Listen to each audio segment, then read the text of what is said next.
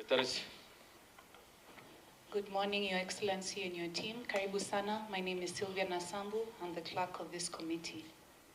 Good morning, Your Excellency. My name is Desmond Rasugu, clerk to this committee. Okay, I'll give you time to. Mheshimiwa Catherine, can you? Good morning, Chair. Good morning, team. This is Catherine Muma, Vice Chair of the committee. Senator. Okay, welcome. Good morning, Your Excellency. My name is Amran Yunis, Fiscal Analyst to the committee. Good morning. My name is Angela Kaguni. I'm the legal counsel to this committee. Thank you. Good morning, everyone. My name is Monamisi Ali, Research Officer to the committee. Good morning, and thank you, Chair. I'm Stanley Kore, Media Relations Officer. Good morning. My name is Gino Tino, Hansard Inodo Services. Good morning, Edwin Mochama, a research center. I think I'll introduce it. Okay, I think I'll hand over to the governor and his team. Maybe you can just make a quick introduction. Thank you, Chair. Committee members, senators, and the staff of this committee. My name is Sakaja. I'm the governor of Nairobi. I'll have my members, my team introduce themselves. Just go. Good morning. My name is John Lintare, Chief Officer for Economic Planning. Morning, Chair and members. My name is Charles Kerich, the CECM for Finance and Economic Planning. Good morning, Honorable Chair, Honorable members. My name is Asha Abdi. I'm the Chief Officer of Finance.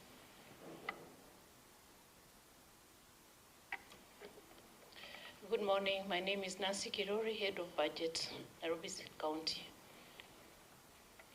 Good morning. My name is Geoffrey Tirop, the County Chief Officer in charge of Works. Good morning. My name is David Wabogo, Deputy Director, Debt Management. Thank you. Good morning. My name is Amina Mohammed, Chief Officer, Nutrition Wellness School Feeding Program. Good morning, Chair and members. My name is Janet Opiata. I'm the County Chief Officer, Public Service Management. Good morning, Chair and members. My name is Tiras Njoroge, the County Chief Officer in charge of Revenue Administration. Good morning, Chair. Good morning, members. My name is Justin Muli, PA to Governor. Through the Chair, members, my name is Job Moura, Head of Press.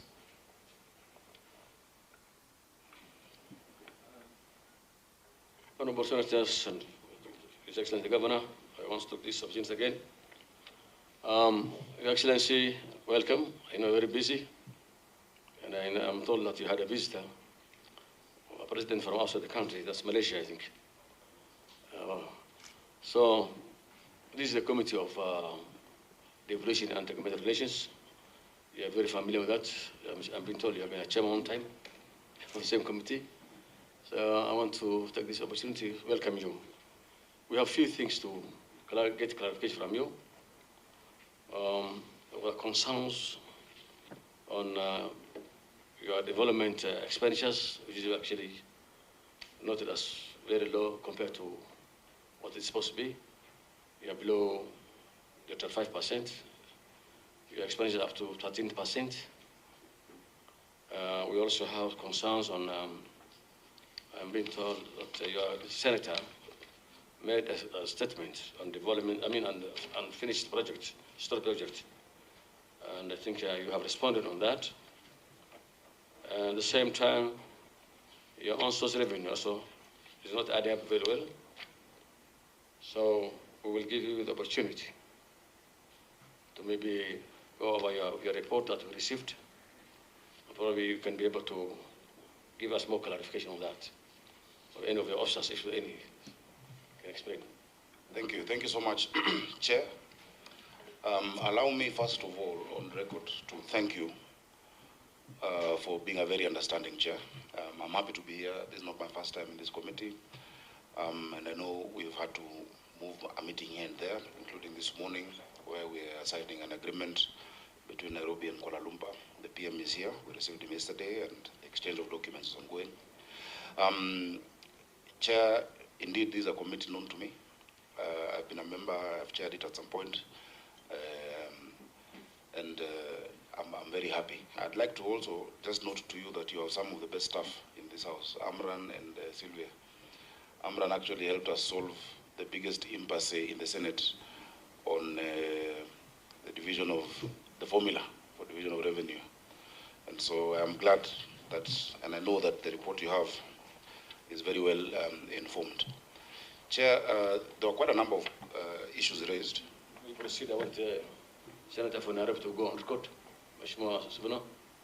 Thank you, Chair, Governor, and your team. My name is Edwin Sifuna, Senator Nairobi.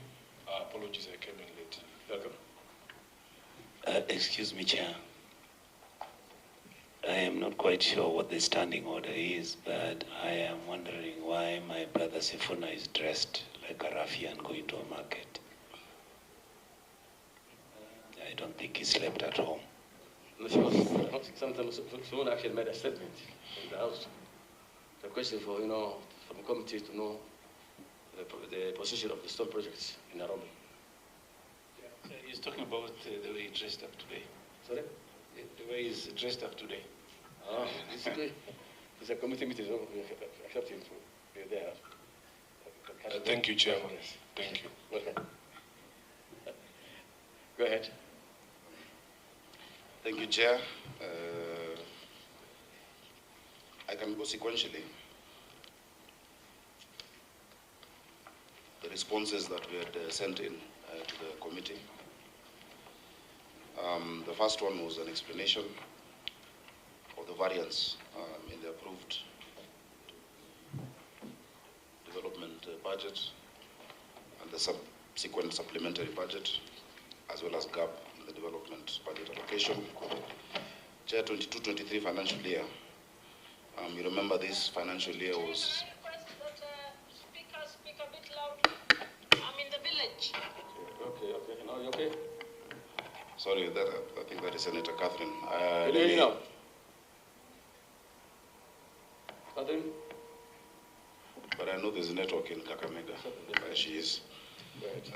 Chair, so, financial year 22-23 was smack in the middle of the election.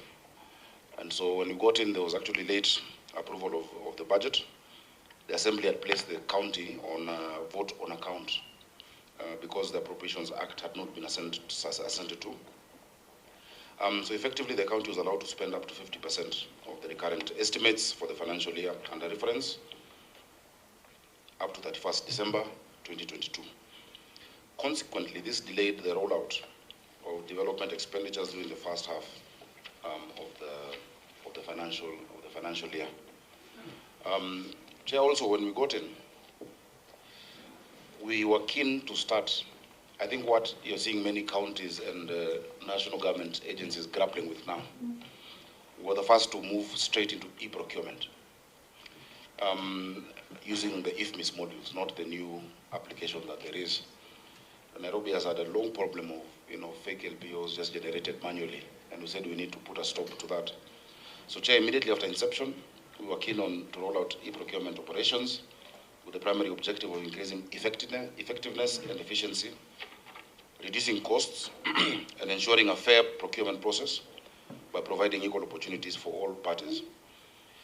This change of management was necessary and impactful in the short run, but we realized delays in adoption of these practices caused by gaps in knowledge transfers. We had to do a lot of trainings, and this affected the output from sectors. So there was a technical challenge where the IFMIS system, which we have been using for e-procurement prior to the recently, this one that has been rolled out now, could not accept commitment of a project where the contractual sum was not equivalent to the budgeted amounts. Chair, some projects roll over, and so you're doing a certain phase of the project. So on manual procurement, it's very easy to do it. On IFMIS, it was not accepted that to be done.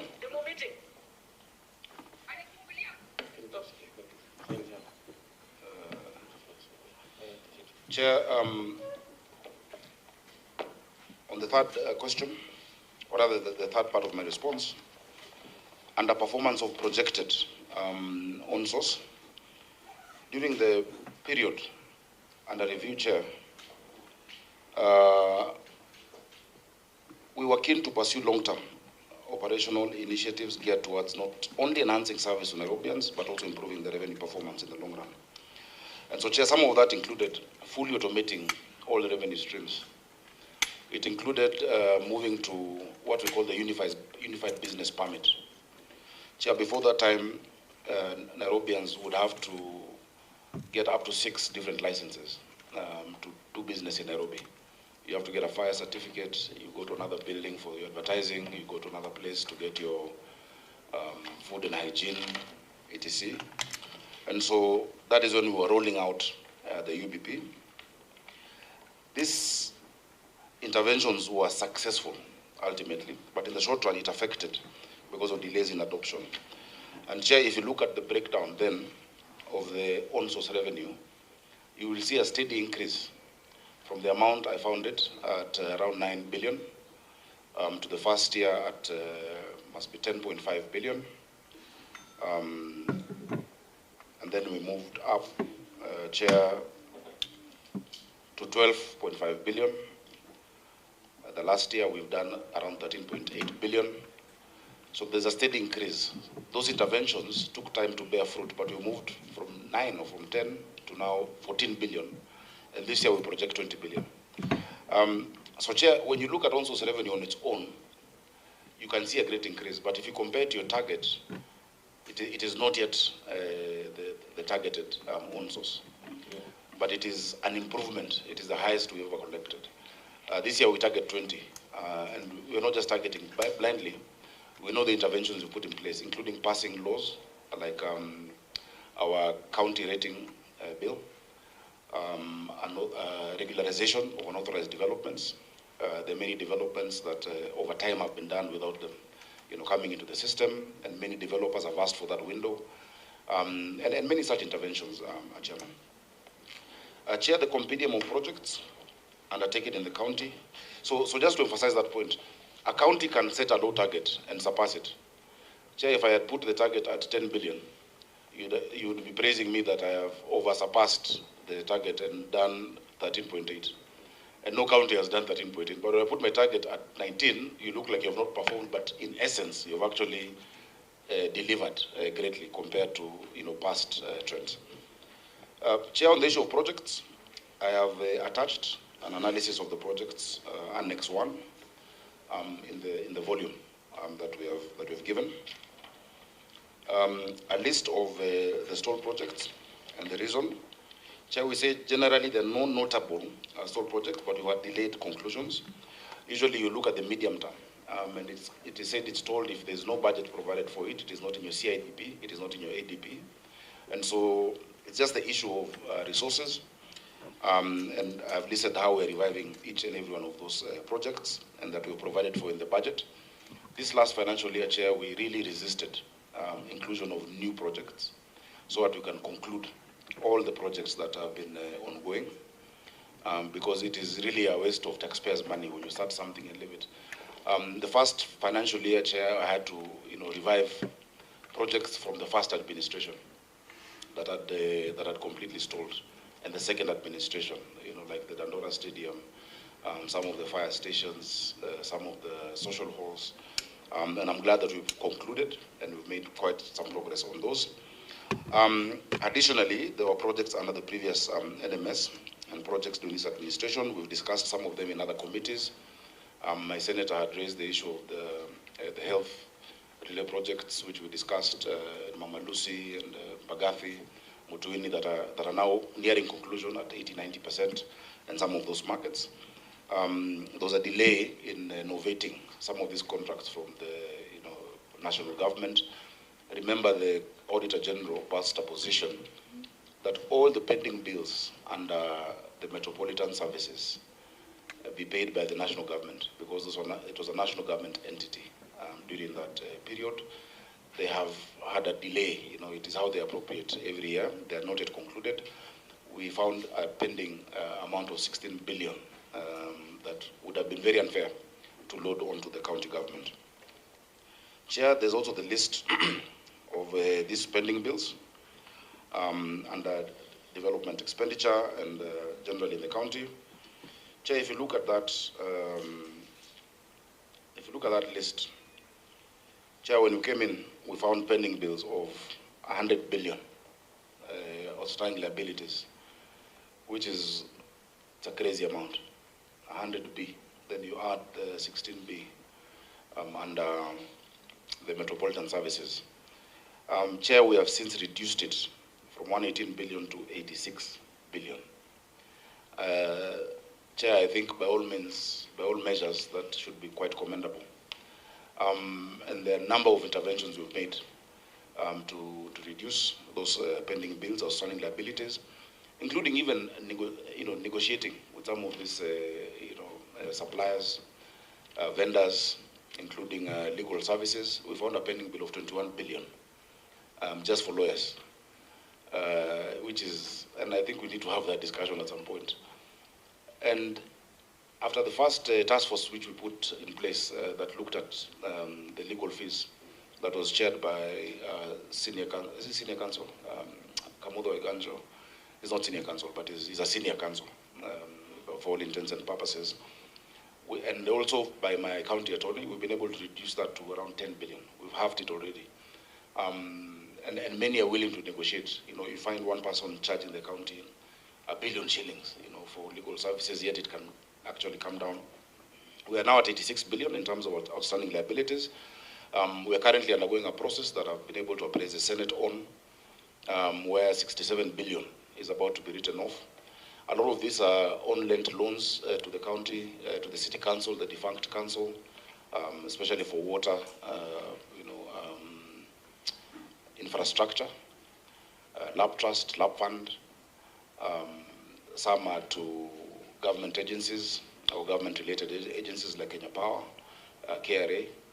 And so in our last discussions, and I've written, I wish I came with a letter which I can share, we agreed with the head of public service and national government that pending resolution of the 67 billion that now national government has acceded to owe us, and that is just on one issue, that is just on land at Embakasi Garrison. We're not talking about the contribution in lieu of rates owed to us by many agencies, including this House, Parliament, that is not paying rates to the county. We'll then have reduced it from 118 billion to less than 10 billion in a period of 3 years. And so we'll be in a stronger financial position as a county moving forward. Chair, the progress made by the county in implementing projects in the CIDP, we're in the 3rd year of implementing CIDP. CIDP is a 5-year plan. All the projects in the approved budgets are selected. Once you do your CIDP, you can only have projects that are there in the ADP unless you do an addendum to amend it. And so we will be undertaking a midterm review of the CIDP this year because then we'll be smack in the middle of it.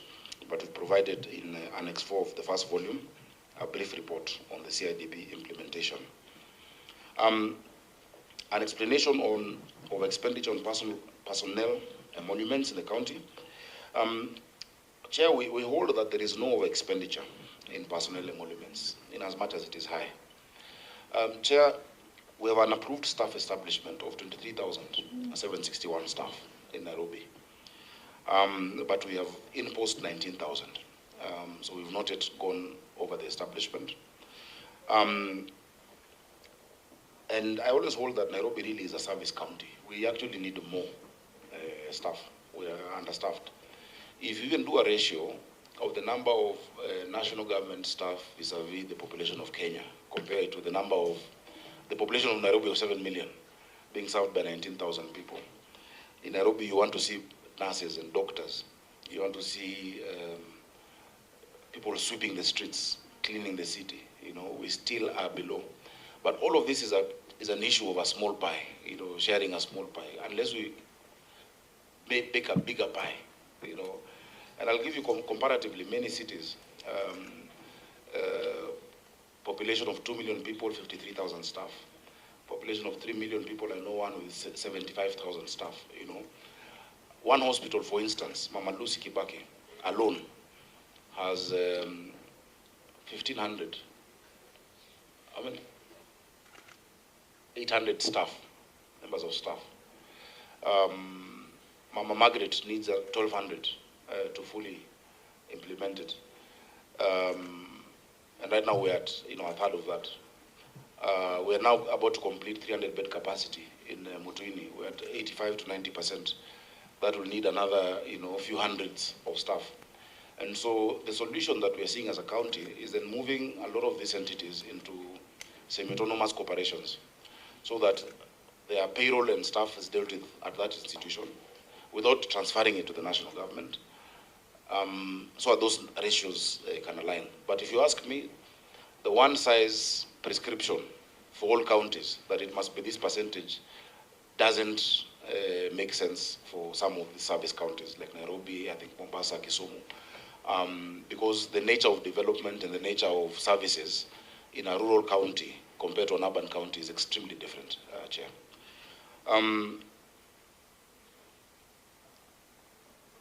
So I've said the problem has been underfunding through equitable share and unmet on-source potential. I would really want support from the Senate in our issue of on-source, especially on amounts owed to us by national government entities, parastatals, on contribution in lieu of rates, on way leaves, and I've seen a question as well here on the issue of Kenya Power being raised, because they need to also pay us. If you look at the amount of money owed to us on water bills alone, it's in the billions. Prisons are not paying DOD, and it's very hard to go and switch off DOD. A lot of these entities are not paying the county, and we are having that conversation. Chair, measures taken by the country to reduce our expenditure, as you've said, apart from revenue administration reforms, for me the issue is that the denominator is low. It is not the numerator. It is the denominator that needs to be made bigger. We have the potential of getting to even above 50 billion, but it needs partnership. I'll give you an example. Every city that I know of, the biggest source of revenue is property taxes. In Nairobi, with 250,000 parcels, there are only 50,000 accounts, And so many people, the burden is being carried by very few people. And it's a conversation we must have. We are the only city, and now we're moving into that in our new evaluation role, that is charging property rates on undeveloped site value. And so you'll find half an acre in Kileleshwa with one bungalow paying the same as the next door neighbor with 60 apartments. Yet the strain and the need is much bigger. So it's a conversation we must start having. We're happy at least you passed the National Rating Act and the regulations. There's some work the minister needs to do on guidelines and procedures, including the National Rating Tribunal. But we have done our part. We've done our county legislation on it. We've done our unauthorized, we have done regularization of unauthorized developments. We have done our, what else? Our finance bill and our schedule of charges and tariff policy and pricing policy. And so when that discussion happens, I think the Senate can actually help us have those conversations, because the biggest threat to devolution is underfinanced counties. Even now, as we hear the president talking about a 5 trillion plan, what we're saying is, where are the counties in it? The counties need to be part of that, because if you want to move to first world, the counties must also be able to move along, because a lot of this is devolved. Chair, I don't know if you want me to go on or leave it at that for clarifications. Can I proceed? Or Yeah, proceed. Okay. Are you going to have some questions, you guys? I mean, members? Maybe if there are questions so far. Senators?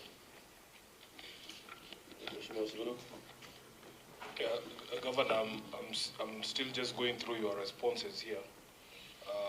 I don't know if the responses are exactly as what you're reading to us. For instance, you told us Mutuini is at what percentage? Mutuini should be 80 to 85? 80. 90%. Yeah, 90%. Your own document says 35%, unless I have the wrong document. I think that was by the time of, these responses were sent quite a while back. So Chair, we can update that. You remember there was an issue we discussed where it was innovated, it's being done now between us and the national government. The expectation would be that the documents that are placed before the Senate are updated records, because it's a bit confusing here. I have seen you've said City Stadium is complete. The Joseph Kang'ethe ground is complete in your document here. Phase 1. The first phase was it's in phases. The contract is the phase. The first phase was the grounds. The drainage has been done. There is new turf. We've completed that on Toka Denge and on Joseph Kang'ethe. Phase 2 that we're now doing in this financial year is the stands and the other facilities. That was the contract. Then, Governor, and through the chair, my concern would be that this document does not accurately represent the status on the ground. So, as it is, it should be able to say that this was phase 1 and this is phase 2. I can see here, Kahawa West Market was to take 7 months from May of 2024. And if you're saying, as at this point, the document is talking about 45%, what is the status today? I'll have to get it, but it's much more advanced. It's almost done. Okay. I think... Chair, the questions were very specific as to the financial year. I think your report is a bit obsolete because of the time you presented it was earlier. And I think next time I want you to maybe produce give us an addendum on the same. An addendum? Yes. Chair, we can supply that within this week. So, that's what I wanted to say. Yeah. Because there is no point of waiting for another day. Yeah. You can furnish us with documents maybe in the next... Give an addendum on that, and then we can be able to know the status of the projects. Mheshimiwa, go ahead. We can do that. Now it becomes difficult for me to engage, Chair, when we don't have the current information. But Governor, you have given a very interesting definition of what a stalled project is. Now to just the kawaida person who voted for you and me in Nairobi, do you really think that definition accords to the understanding of what a stalled project is? Maybe you can elucidate, Chairman. If I go to Joseph Kang'ethe, the social hall there, and I don't find a contractor, I don't find anything happening, is it off for me to assume this project has stalled? You would not call it a stalled project if either it is being procured or there's something going on, because before a contractor comes on site, there are many processes, Chair. If I were to be specific on the pace of projects, yes, there's been a challenge in many of these projects. Sometimes you already have a contractor, the contractor has raised certificates, the certificate has delayed, and so the contractor leaves site. And then in a week or two, you pay the contractor comes back. That is not a stalled project by the definition of, the full definition of it. But a stalled project is an abandoned project. Exactly. Where there is no budget for it, there is no plan around it, you're not processing it, there's no payment at the COB. Now that is what you call a stalled project. Chair. Chair, maybe to help us, Chair, to help us move, can the senators make reference to specific documents or pages so that we are together and the governor can answer according to that? Because the truth is that we asked for information for 2022, 2023. And when we are specific on that one, the up-to-date one cannot be in this document unless we want to ask this additional information. So if we can refer to what we asked and the information provided, and if we feel it's sufficient or not, it might help us. Or help us also follow when the questions are coming from colleagues. Thank you. Thank you, Professor. Also, from the governor, what I wanted to know is there is abandoned projects, stalled projects, and temporarily abandoned projects. So let me specify which are temporarily abandoned, stalled completely, or abandoned completely, so that we will know that they are going to be back maybe after a week or two or a month. Chair, the documents, I think you can get this, the list is already there, and the status of the project as it is. But of course, as you rightly said, is that the report was written earlier than expected now, and we will request an addendum on that. Give us the latest status of all projects. Chair, you have given the guidance, and I guess that conversation would be better had in a situation where we have a current status. Part of the problem is that these matters take really long before they are processed, from the time that the question is raised in the Senate to the time when we're having the engagement. But if it is possible, then, Governor, to have it within the 7 days that have been... 72. Annex 2, list of stalled projects. I think there's a lot of information on that. The names are there, and it's part of the status there. So probably that will be... Where is that, Chair? This is what this one is, invitation. You have that one? You have that document, yes. Page 72. 71 and 72. Yeah, now this is interesting because you will see in the governor's own response, he's saying that there are no stalled projects in Nairobi. Yeah, that's what actually I was asking myself. Then if you have an annexure of stalled projects, yes. the document is talking at cross purposes. But the direction that you have given is good, so that we of have... course, I can say the delay due to lapse of time, like the NMS ones, and the money is right now, I can see 120 million given, like if you look at the construction and the completion of the works, mechanical what is Kibaki Hospital. If you look at the final reasons for delay, it seems already have been explained. Look at the number one, Kibaki Hospital, phase 2. But however, I think, Governor, I think you are not right to say there's no stalled projects. Definitely there are some. Because you have inherited some of these projects from NMS. And I don't think you have that much of budget to just complete them on time. So, Chair, I agree with you. You know, I just, you're not liking the word. Yes, because you said you revived them. We have revived them only. We have revived. You see, yes. For instance, that one, at, I explained, I think in the last meeting, Senator, you were there, about a specific one at Mama Lucy. Mm-hmm.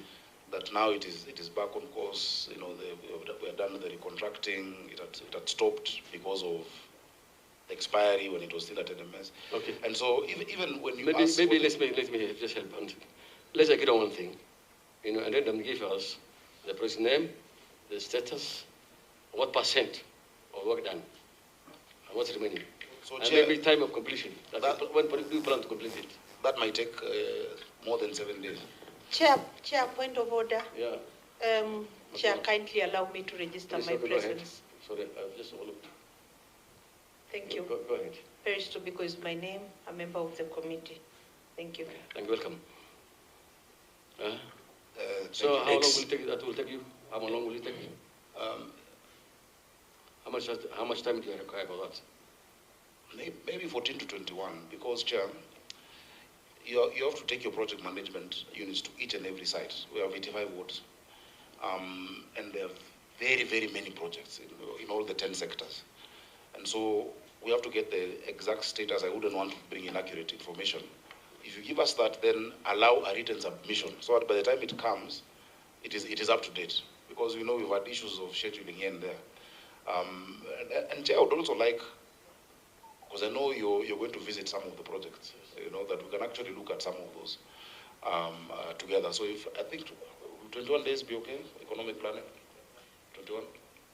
Yeah, my chief officer tells me that is sufficient. Thank you, Chair. There are two things that have confused me. Item number one is the governor has explained the pending bills that exist. He said the law firms had claims to your county. And I wanted to ask, the projects that you have, either those that are unfinished, those that are ongoing, and those that are previously undone, and there are maybe, I don't know, you may have new ones. Is there a possibility that you could explain to us with some matrix what the pending bills are all on these projects, what they are? In other words, out of the ones which are pending bills, which were historically carried forward, right, when you came in as governor, then you come with the ones you've started, and if possible, you could just explain to us the ratios.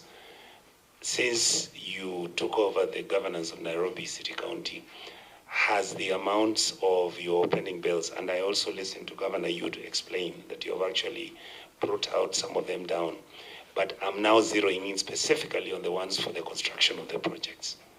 Thank you. Chair, I have a related question. Is it possible to ask? Go ahead. Your Excellency, thank you and welcome to the Senate. My question is derived from your answer on the stalled project. You say that there are no stalled projects in Nairobi, but you're talking about incomplete projects.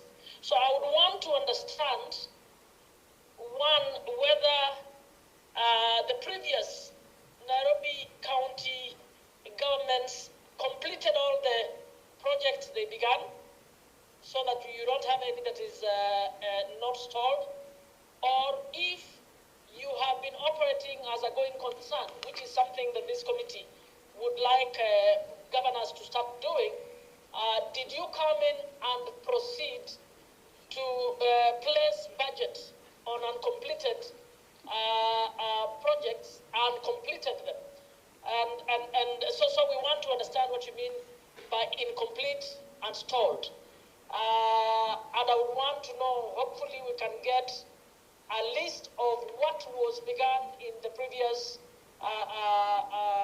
governments, and whether you've completed those projects, and what has begun and is continuing. In your case, you're still in office, so therefore it might be delayed implementation. But we are concerned that both national and county government executives have billions of money sunk in projects which are abandoned merely because you didn't like your predecessor or you don't like those projects. So I did find the answer very clear on that, and it's absolutely important for us to get that as a committee. Thank you so much, Vice Chair. I want to also refer the members. If you look at your summary report in your folders, page 7, I think there's information there. Table is there. According to the submission of the county government in Nairobi, the total development many bills stand 1.8 billion, 1.826 billion, of which 1.47 relates to completed projects. So if maybe you could refer there for purpose of being updated. Maybe one thing I want to ask the Governor, Your Excellency, is that most of this Bendy bill, I believe you have inherited from the NMS. Is there any ongoing, understanding with the national government that the national government takes responsibility of some of these bills? Because these bills are just too huge for you to pay. So is there any negotiation ongoing? Chair, if you look at Article 187 of our Constitution that provides for transfer of functions, it is normally when there is a need to assist one level of government be in a stronger position. That failed experiment left Nairobi worse off in terms of costs, because remember, the Nairobi County government, through its assembly, appropriated 27 billion shillings to that entity. The national government did some projects for that entity, but despite that, they left 16 billion pending. And so, because of that, in our first year, we had a huge, discussion.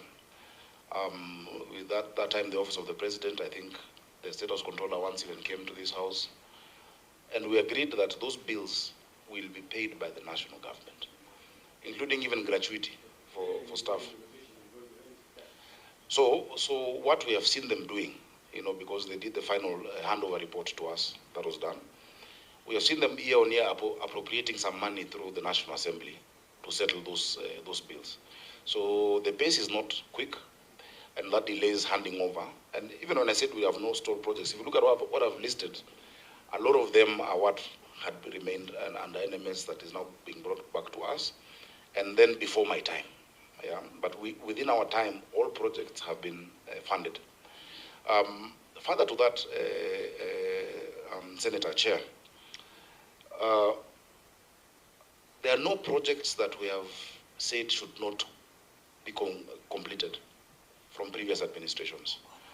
It will be a great disservice to Nairobians if the second governor abandons all the projects initiated by the first governor And then the third governor, now you know we've had a few in Nairobi, that I say I didn't like the previous one and I leave his projects. Chair, we started with Governor Kidero's projects that were not concluded. The one which is really for me a painful one is the rehabilitation center in Roy. Yeah, we have a huge rehabilitation center that has taken so much time. It was started by the first administration. The second administration completely left it, did not, and so we have revived it. So that's what I'm saying, we're reviving a lot of these projects. Because when you find 100 million already sunk into it, and the land is there, that 100 million is taxpayers' money, you know. The Joseph Kangete social hall that my senator speaks about is also one such case that was started in 2014. The next administration did nothing about it. You know, we're the ones who've recontracted it, and it is ongoing. So Chair, I think to answer Senator Catherine Muma, maybe an updated matrix, the one we're doing in 21 days, will be useful for us. Because not only will I bring the projects and our plan, I will also appeal to the Senate, pursuant to Section 6 of Urban Areas and Cities Act, for a special consideration of a conditional grant to the capital city, putting us just on the same formula. And I've grappled with this even from the time I was here.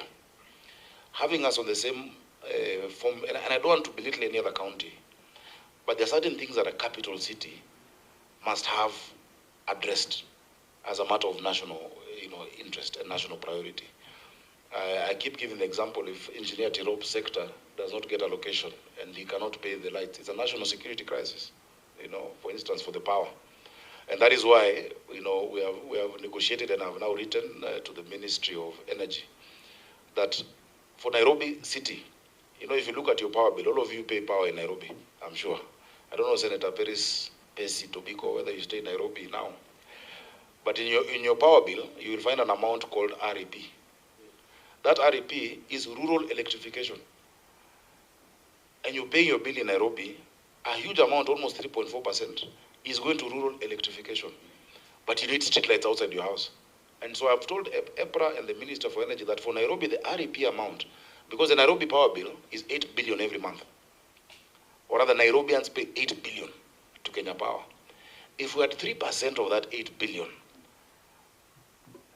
ring-fenced towards public lighting, the city will be lit, because that is more than 300 million every month, just for the lights, for the cables, etc. So those are the progressive discussions that we need to have, and I think this committee actually is best placed to move us. We've seen devolution for 13 years. We've seen what has been attempted in the capital, including retransfer, but we can now be able to do a report and say, look, this is how, because Section 6 of Urban Areas and Cities Act has never been implemented. And it provides for a special arrangement between the capital as the hub, a regional hub. Yesterday I was at the airport receiving the Prime Minister of Malaysia. I know there's no other governor who would go do that because he's coming to the capital. We are doing an MOU with his capital. We've done one with LA. There are certain things that Nairobi needs, that formula of distribution, or rather of equitable share, cannot address for the capital. And that is our biggest challenge. So I'll bring those projects and we say, okay, this is my budget. I will lay it all out. This is what we need. How can you help us finance those needs, Chair? Thank you. Chair, there's a question that Senator Onyonka asked.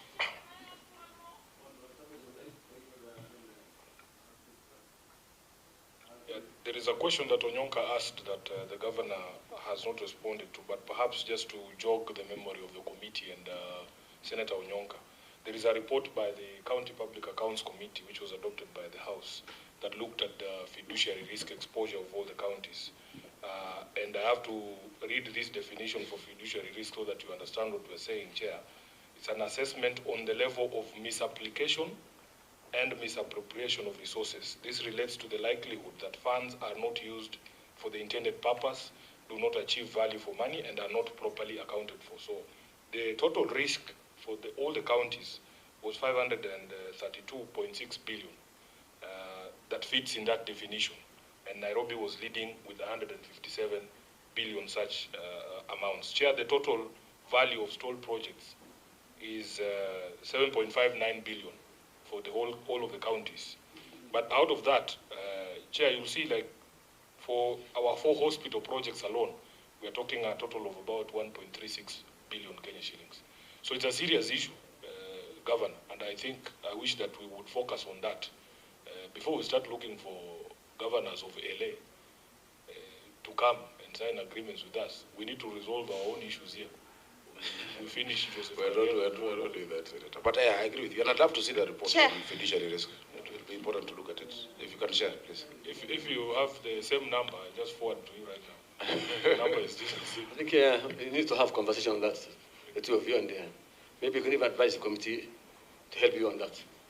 So, as you said, the condition grant is very important to offset for this city. Chair, Mashima, there is.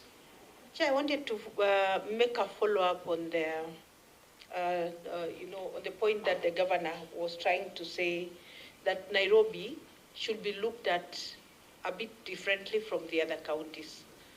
And a lot of what you say, Governor, and I've been listening to you very keenly, not in this setting, but in several other settings, makes sense. I remember one time when you said the Nairobi is a service, oriented county, which is true, to a very large extent. But also when you say Nairobi contributes so much, let's say like if the example you have used of power, it does. And that rural electrification bit of contributions that Nairobians do, remember, to define Nairobi is very, very difficult. Because the same Nairobians who are here are the same people who are in those rural places, and they want that power.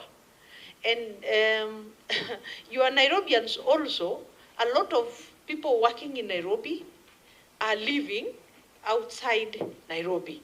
So sometimes to define who is a Nairobian is a bit challenging. And I have always told you, Governor, whenever you are making a case for Nairobi, please make a case for the entire metropolitan area, including Kajiado. So that when we are talking about infrastructure, it should be inclusive of the neighboring counties that are accommodating a lot of Nairobians. I think that one now, we will be having a more holistic picture of our city. Then, Governor, I also wanted maybe to get your opinion on what has been proposed severally. To have Nairobi not as a county, but an administrative unit that is standalone, different from the other counties. What is your take? Because that discussion has been there. Check an answer. Maybe let Catherine ask one question. Mr. Catherine. Thank you, Your Excellency. Now, there is, we are currently, as a committee, discussing with parastatals that are holding county functions. And we had a conversation with, Kura the other day, and I wanted to know who should take responsibility who needs to take responsibility for floods in Nairobi. I think in another committee we have had a chat with you, and when we are discussing the issue of county roads, for instance, you actually indicated that those are, quote unquote, roads that are still treated as Kura roads. What is it that can be done for the roads infrastructure in Nairobi to actually be properly invested in? And is it true from Kura, what Kura told us? Do you have any MOU, an intergovernmental MOU with Kura, where you have ceded your roads responsibility to Kura, or have you within the COG discussed ways in which these parastatals holding county functions can particularly ensure that the funds to you, because you are a city county or a county city, whatever it is, and I think during floods you will agree with me that it is Sakaja's name that is usually cast, and nobody everybody remembers that it is Kura who's supposed to be doing those roads. How have you shared that particular infrastructure? How are you resourcing it? What kind of conversation are you having with Kura? Okay. Mheshimiwa Governor, proceed. You can answer those questions. Thank you.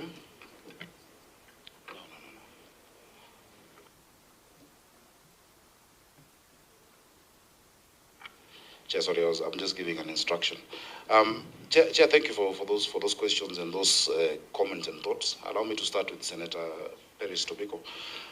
I agree with the issue of Nairobi being, when we make a case for the city, that we should make a case also, for our neighbors. Chair, if you look at our population, Nairobi has 7 million people during the day, and at night it comes down to around 5.5. Now those people go to Kajiado, Ongatarongai, Ngong, Kiambu, and the outskirts of Ruaka. But Chair, the formula for giving money to counties is based on a census that is done at night. Now, when the census is done at night, but the services are sought during the day. You use the roads during the day, you go to hospitals during the day, you need the water during the day mostly. And so that is one thing that needs to be looked at, in terms of when are we counting these people. Some of the interventions we're making are really for our neighbors as well. And I'll give you an example. We're planning to do a level 5 hospital on Magadi Road, because that is on your way to Ongatarongai. Because we find if today you go to Magathi Hospital, a huge population has come from Kajiado County in terms of the patients, and they say they've come from there. Because within their county, where they'll find a level 5 is on the far end, on the other side. And so they will come use our services in our hospitals, but when we're getting allocations, that is not factored in. So I agree, we need to have that in mind. And many of our interventions, including in transit, we've really fought for the dualing of that Magadi Road, which is now being done, and that helps Ongatarongai and Kiserian. We fought for the dualing of Kiambu Road from Mudaiga up until Ndumberi. That has now been provided for. And so we look at the bigger picture, And so when we say that power amount, it is the physical bill that is in the city. Because it is hard for you to pay that 4%, yet outside your house, there's no, the lighting infrastructure that we need to keep doing. And previously, I've spoken about the challenges in terms of vandalism, the challenges in terms of, needing to work with the police. On water, we've made progress when we started creating what we call the water police, together with the national government. And it really reduced theft of the water in our non-revenue water. Because a lot of it, and I gave an example, along Airport North Road, when we went with them, we found what looks like a kiosk. There's a lady there who has a kiosk. But when you go inside, you go underground, she has 16 pumps. She's a pumping station, supplying water to floods. And she's also supplying power. So she is Kenya Power and Nairobi Water. But outside you think it's sweet, And so once the level of water comes up, which we've increased by 140 million liters now, we still have 250 that is remaining. We can then incorporate technology like SCADA technology that we can be able to see. So Chair, yes, I agree. The issue of Nairobi as a county, I remember during the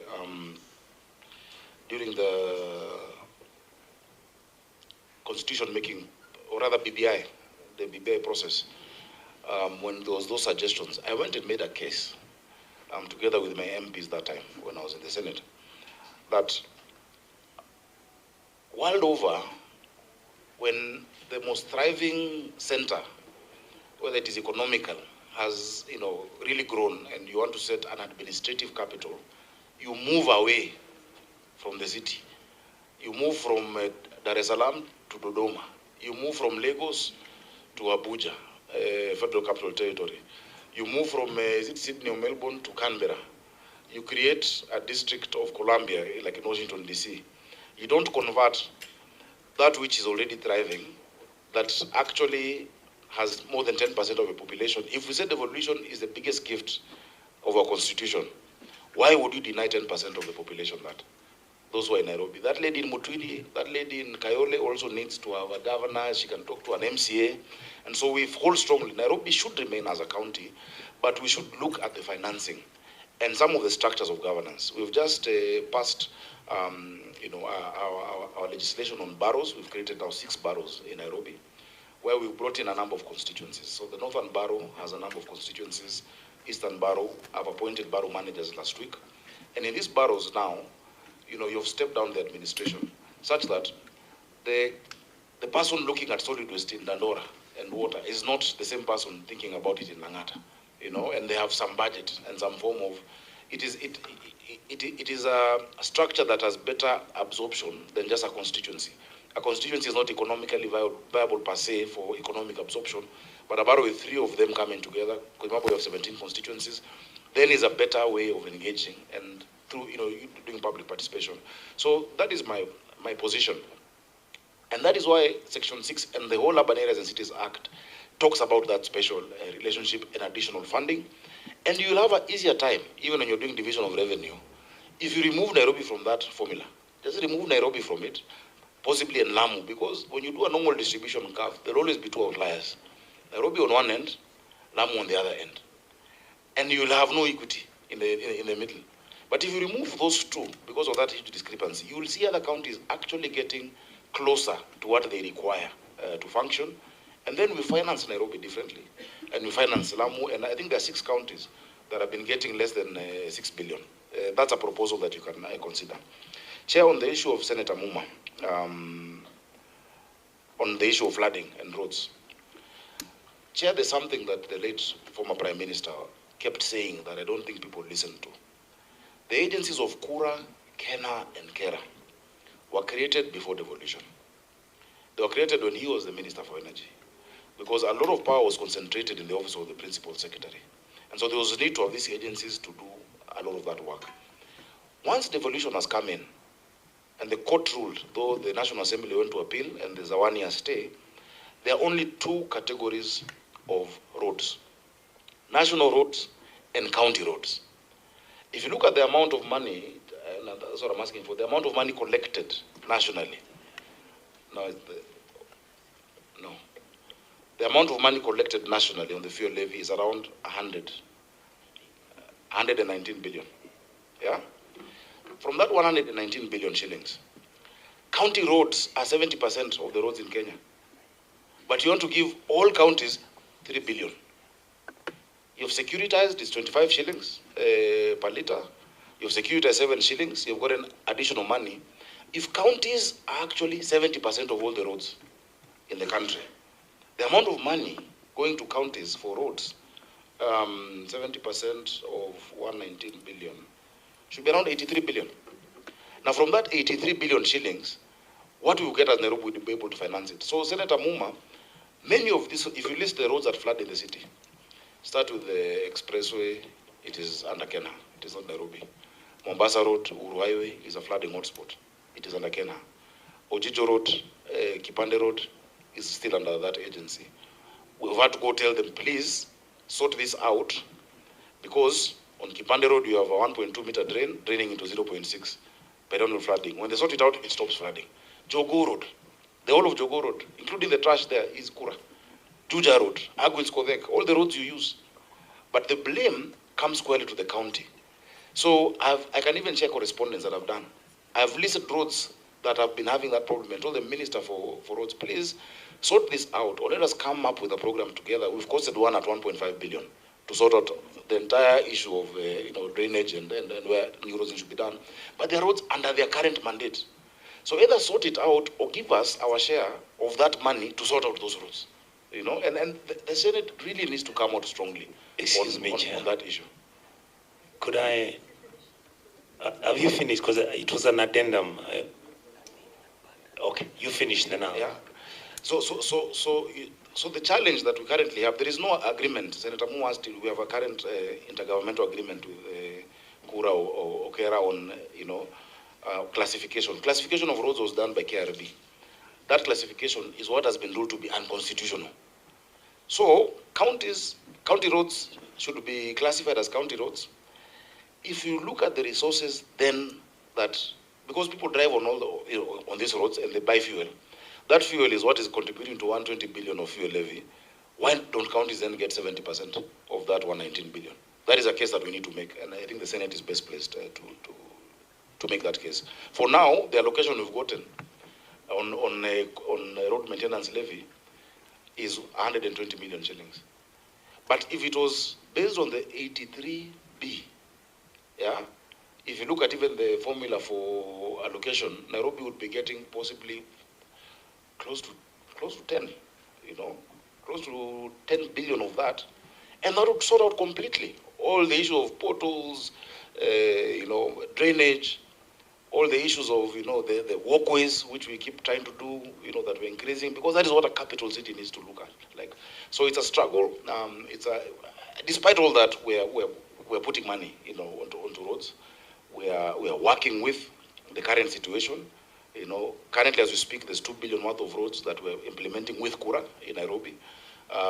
We've asked for another 1.5B. 587 is sorting out the issue where there are still drainage hotspots. The other 1B is doing, further repairs.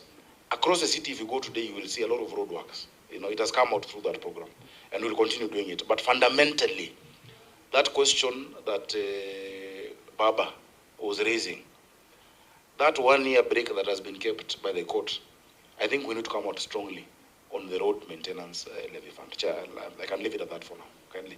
And then we can go on to the other. You'll guide. Yoka? Okay, Mheshimiwa. Okay, thank you. Thank you, Chair. I was just keenly listening. Your Excellency, Governor, I've sat for the last 3 years listening to you. And every single thing you said today, you said it before. It tells me either Nairobi County is not working, or indeed this committee and the Senate doesn't know what to do with Nairobi County. Remember, we have discussed about Nairobi County having a tram system so that our people can travel to industrial area for work, like other countries do. And I remember when you gave us the presentation, you said with about 6 billion, you would do all the tramming you needed out of the 5 or 6 boroughs that form part of Nairobi. From your presentation, the question I wanted to ask you, or the addendum I was giving, is this: what is really the problem with Nairobi? Because like you've had, the same narrative you've given us here is the same one I've had the last 3 years. Financing. It is purely financing. But Excellency, you're in government. No. Your president is your friend. It's not about friendship. It's about structures of governance. Okay, what are the structures? Because I've never heard you say the structures are broken like we do. So tell me, what structures do you think are broken? That is number one, I've said, the financing model. Yeah, Chair, maybe just allow the governor to take some questions. Thank you very much, Chair, and thank you, Senator, for saving me from Onyonga. Governor, you have articulated very well about the issue of the roads. What is difficult with discussing it in the summit? I know you are a very articulate person from when you are a senator. Why are you not fighting for it in the summit? I agree that senators should be part of this journey. But we have had occasions when we are fighting for something and the governors pull back and they just put us in a very embarrassing situation. What is difficult with fighting that functions, money must follow functions, and that the roads actually don't belong to national accepted trunk roads? Tell us that so that we can be able to fight for you better. Number two, I want to believe that the list of development, the pending bills here are a mixture of what was NMS and what belongs to the county. If that is the case, then can we, in the resubmission in the 21 days, have a separation so that we know which ones really belong to you as a county government? Then we can be able to monitor progressively whether we are improving or not improving on the pending bills. But my main question, Chair, is from the CIDB implementation. I know the governor just gave us a statement on it because it is well articulated here. And I'm looking at CIDB and I'm telling myself, CIDB must respond to Schedule 4 of the Constitution. It must respond to what was actually devolved.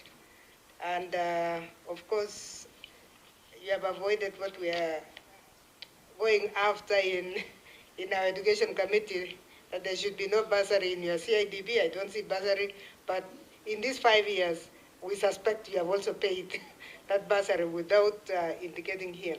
But also the thing that is worrying me is that you are calling the education sector is part of a talent, skill development and care, which is okay. But when you look at the expenditure on page 93, members, you have a 5-year target, and cumulative achievements must be the achievements as of when you send us this document, which is 2 years plus.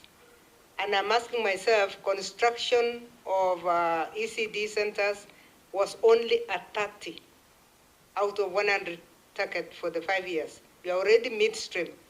If that document can also be updated, Chair, so that we know where the county is on its CIDP. But you look at that again, they are rehabilitating ECD centers, 224, only 1 has been done. And then you have construction of vocational training centers, 5 have been done. I know I'm speaking because I'm in the education committee, and this is really touching me. Football pitches, that's okay. The success story in your report seems to be what is being done under the word development projects on page 95. That gives us a percentage. That means you will accomplish, so that your accomplishment may be coming through the words, but the others are not coming. The biggest question I want to leave is the question on the health centers. In your CIDP, I'm not seeing much of the health centers, and yet we know the population in Nairobi, as you have said. We know this is a population that you must have a health center almost in every small area, not even the borough, but the smaller units. In a ward for you, you may need 10 or 20 health centers compared to the others, which I appreciate. Nairobi is a little bit unique because we have, especially in the slum areas or areas that are overcrowded. So I'm looking at your CIDB and I'm telling myself, where is the strategic approach to expanding your health sectors? Because in the health, wellness, and nutrition, it is about the kitchens, which I think is primary schools or nursery schools and primary schools. So where is health, the real health in this CIDB, and where have you allocated the money to construct or renovate or equip those areas?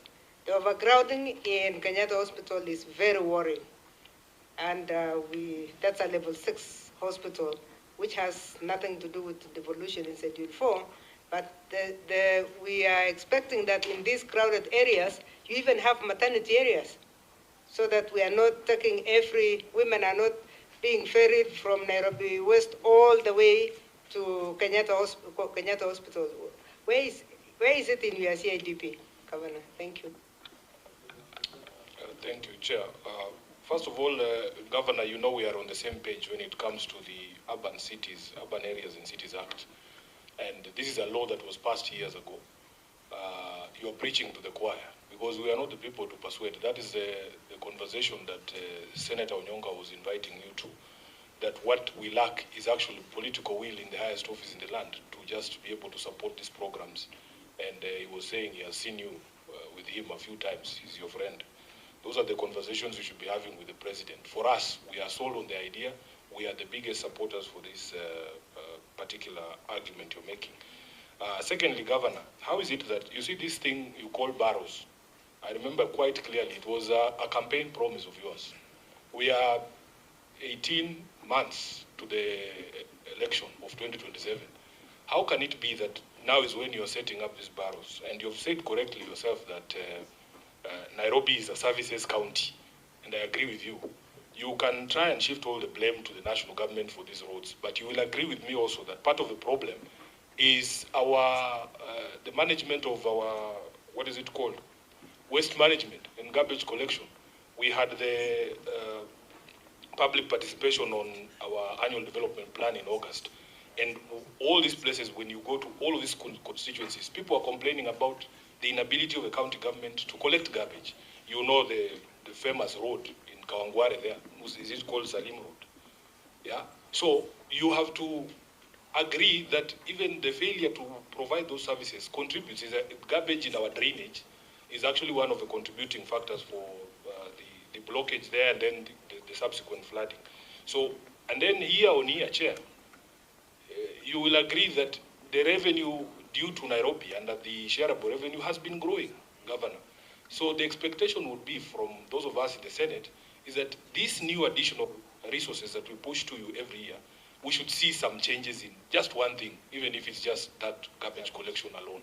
So we are doing our part in terms of pushing resources, the envelope for devolution. I think we added almost, was it 30 billion? We are fighting for you on the RMLF front, but also you have to come through as a county government to demonstrate that when these additional resources come, there has to be significant changes in the service delivery to the people of Nairobi. I thank you, Chair.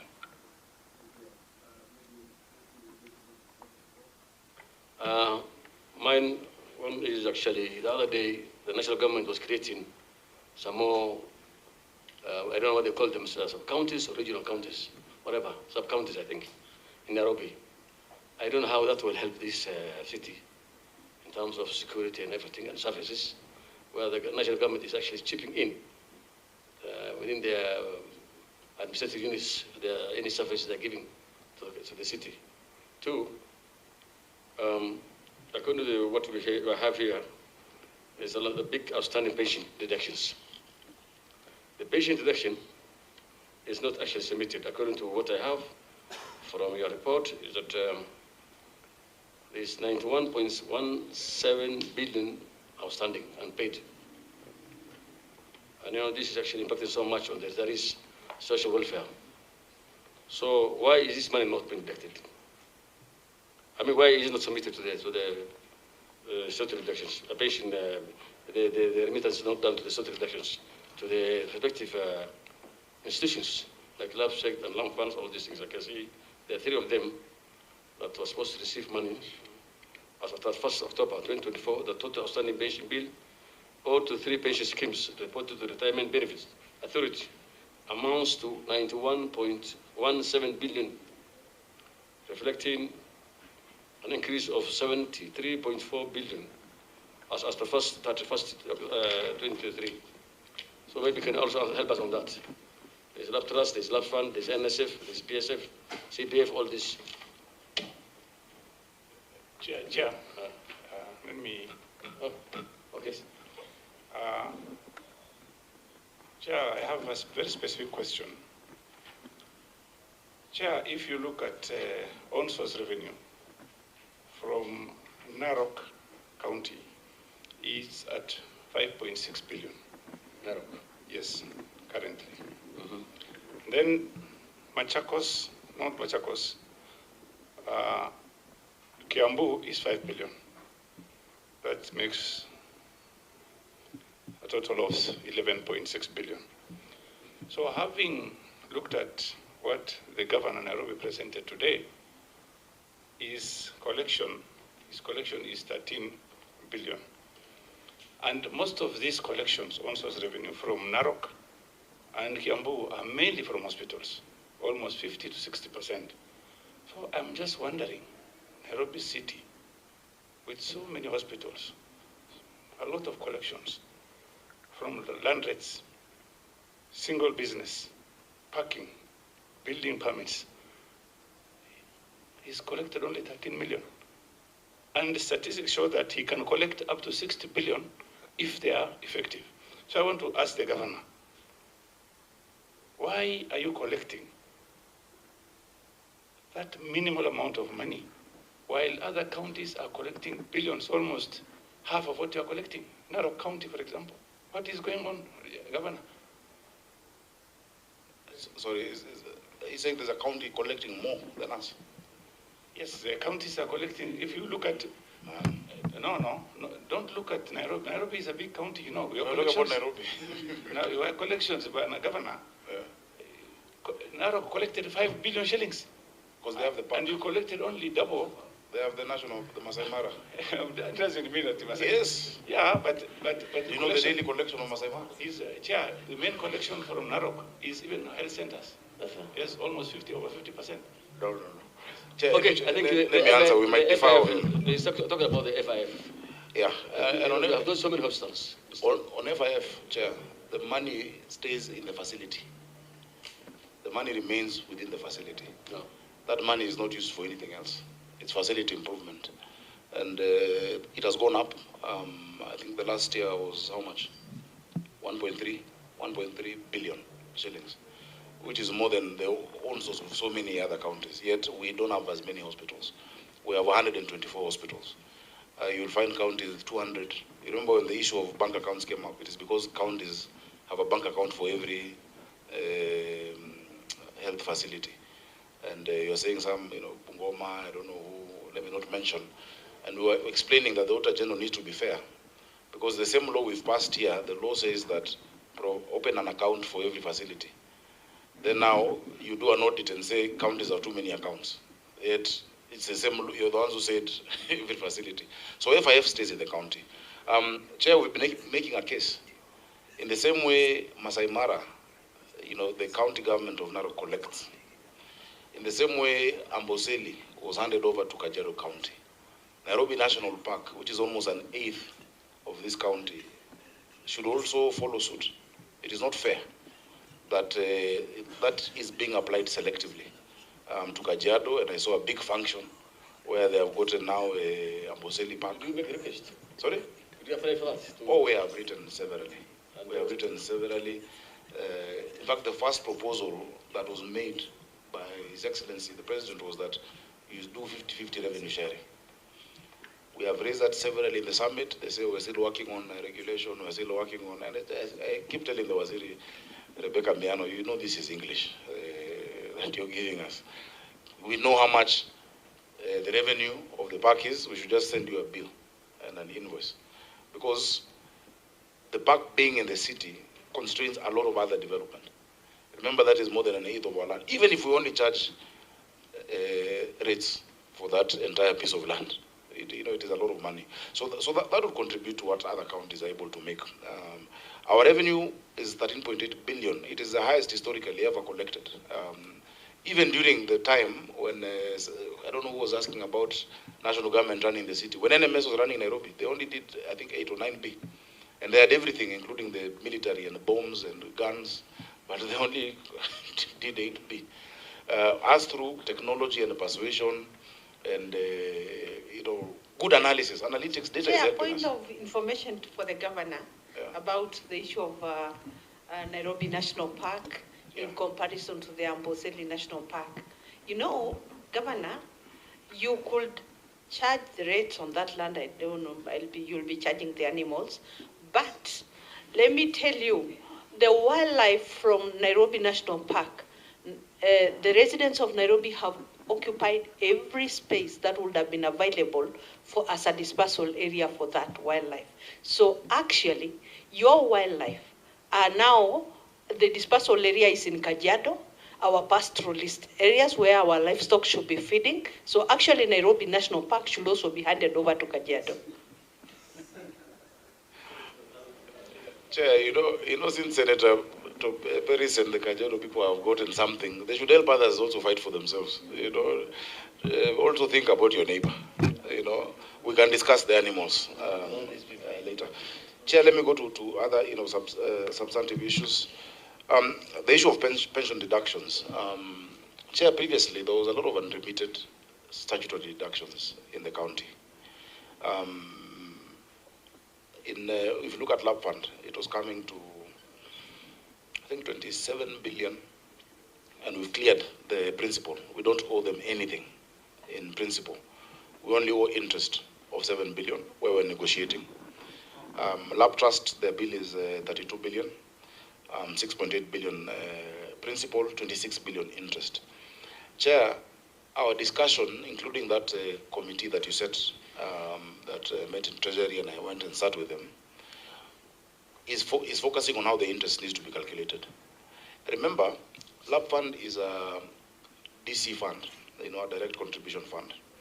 And LAP trust is a closed fund, which is a defined benefit fund, a DB fund. Now, the RBA Act provides what percentage the interest must be, but we've been negotiating that we use the Treasury bill rate, which is at around 4%, which will bring down that interest. So I want to just make it clear that in our time, we have submitted all statutory deductions. We have not failed to submit from 2022, when I got in, to date. We're up to date. The problem is a historical debt of this 32 billion of LAP trust and 7 billion of interest. The interest can actually be reduced on a DC fund. But on LAP trust, it's very difficult because it's a defined benefit. And an amount also comes up called the actuarial deficit that we've been negotiating about what the actuarial deficit then should be if you're able to sort out that interest.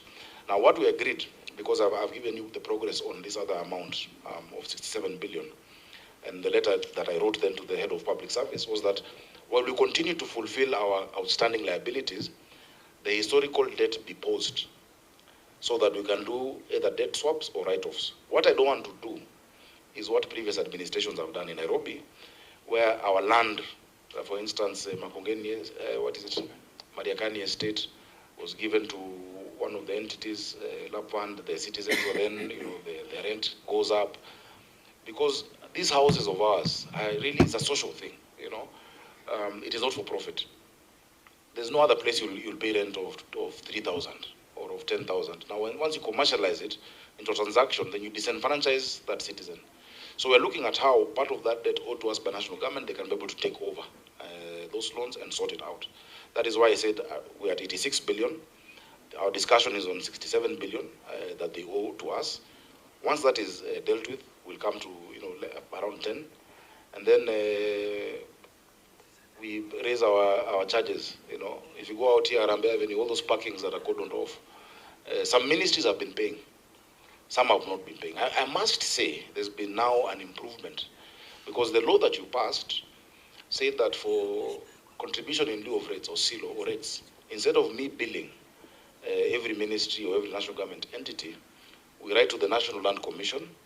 The National Land Commission does one bill to Treasury, which we have done. My CEC wrote to them. I think it was coming to, another 2.7 billion, and then the process of settling that as Treasury and putting it in there. I think now there's better, and I want to really thank the current, CS and PS. They are more receptive. Before it was very difficult, can't pay, won't pay mentality. But today you can see they are more receptive towards sorting out what they owe us. You've asked about the sub-counties. So on pension, we really want to sort. It's very unfair. Someone has worked for years, they have contributed, they have given their service to our council, to the public, and then when they retire, they cannot get their dues paid. Nairobi Water had wanted to take a loan to sort out their debt, and we paused it. We said, look, if this arrangement, which unfortunately has taken long, of the national government and Embakasi Garrison is concluded, and we did the last meeting, it can cover all those debts without me giving up county assets or getting further indebted into loans. That we would not want to go that way. Chair, the issue of sub-counties in Nairobi that you've asked is a welcome move. Actually, we're the ones who made that appeal. Nairobi had 11 sub-counties in terms of national government structure, but 17 constituencies.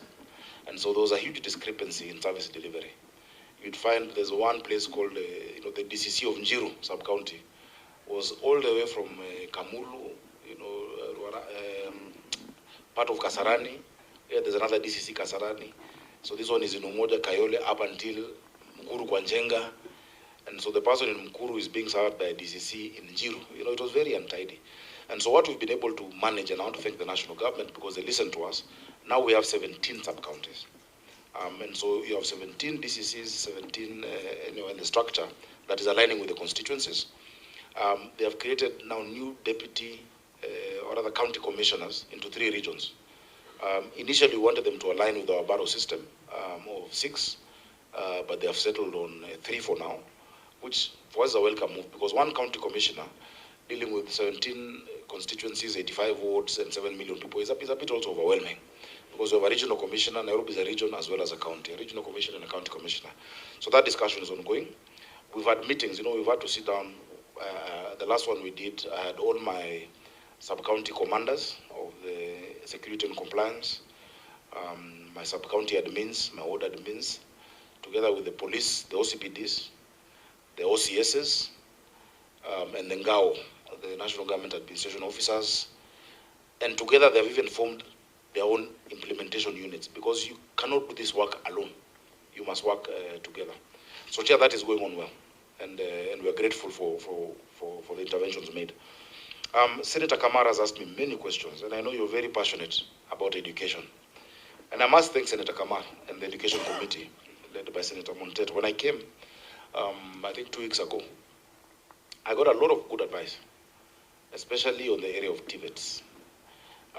And we're refocusing more resources. In fact, as soon as we left the meeting, I called partners. One of the senators, I think Senator Folamu, had raised an issue on Langata Women's ECD. If I'm not wrong, yeah, he's the one who raised it. Immediately I called one of our partners to go do a review and look at what we can do to spruce it up. Chair had explained that I was once a student there in the prison. Because my mom used to work there. So when I was naughty and I didn't want to go to my school, she would carry me along to prison and I had to go to that ECD. So we're sorting it out. We've also sat down with Safaricom Foundation to look at how we improve these TVETs. I'll be calling upon my senator to assist me to do more public awareness on the courses that are available in our VTCs. Is it VTC or VCT? There's one which is for Nini. VTC, Vocational Training Centers. Because for a long time, we've told people that when you fail exams, is when you go for VTC. So we discourage the youth.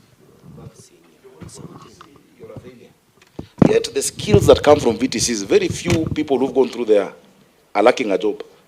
There are very few plumbers today who don't have something to do, or masons, or mechanics. And so we are redoing some of the courses. For instance, now half of my vocational centers are doing driving courses. Instead of the bursaries paying for the private driving schools, they can actually pay our county, schools. The amount of money that we're giving through bursaries, there is now a provision that this specifically must go to our institutions, to build those institutions. Some of the needs we have, for instance, uniform for our inspectorate, uniform for our health workers. We have now said let them be made in Dandora, where we have that capacity.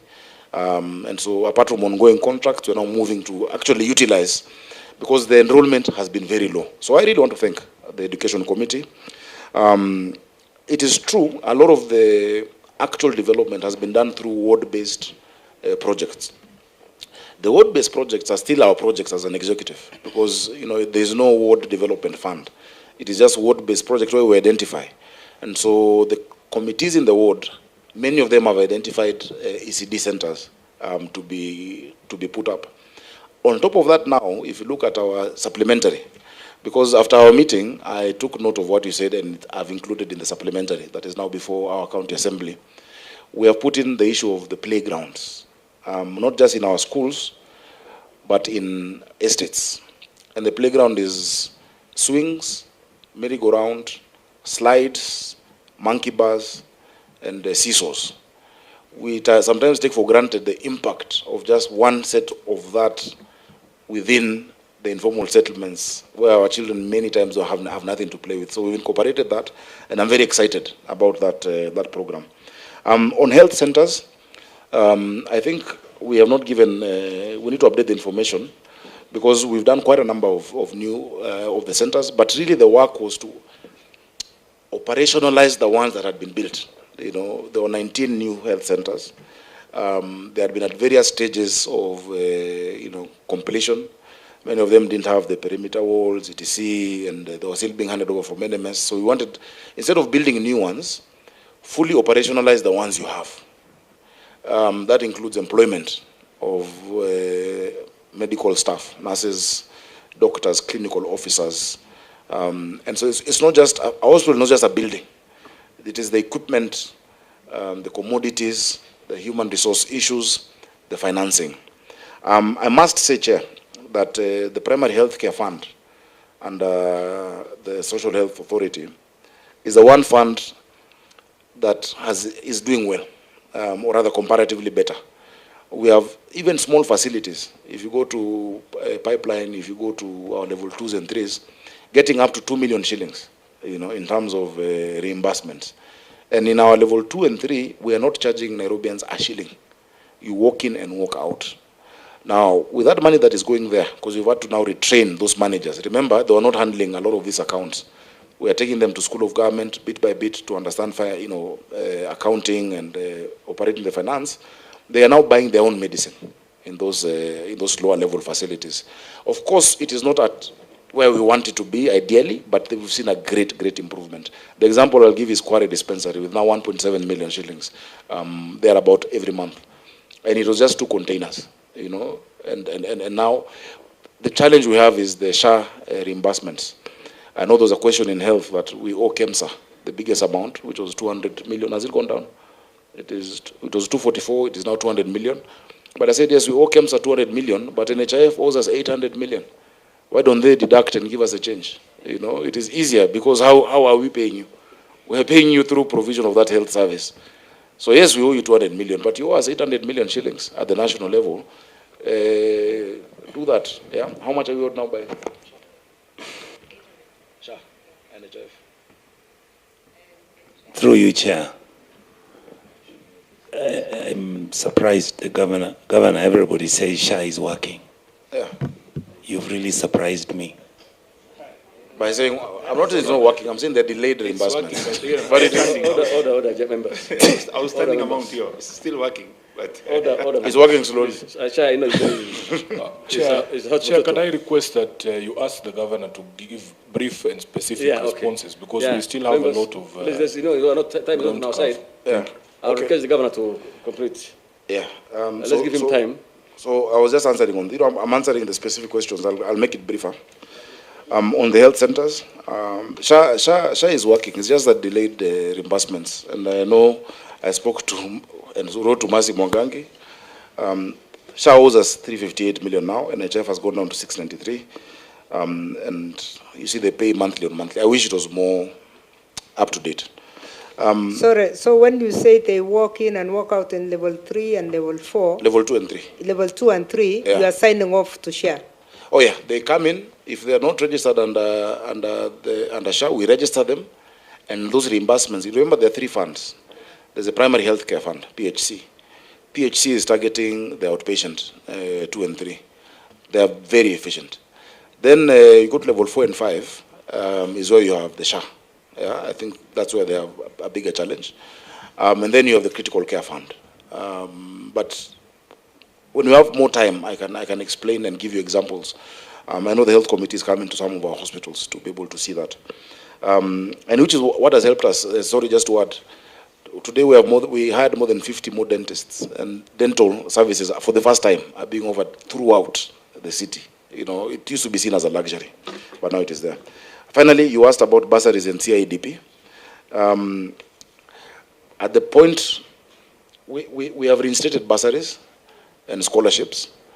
They have a huge impact.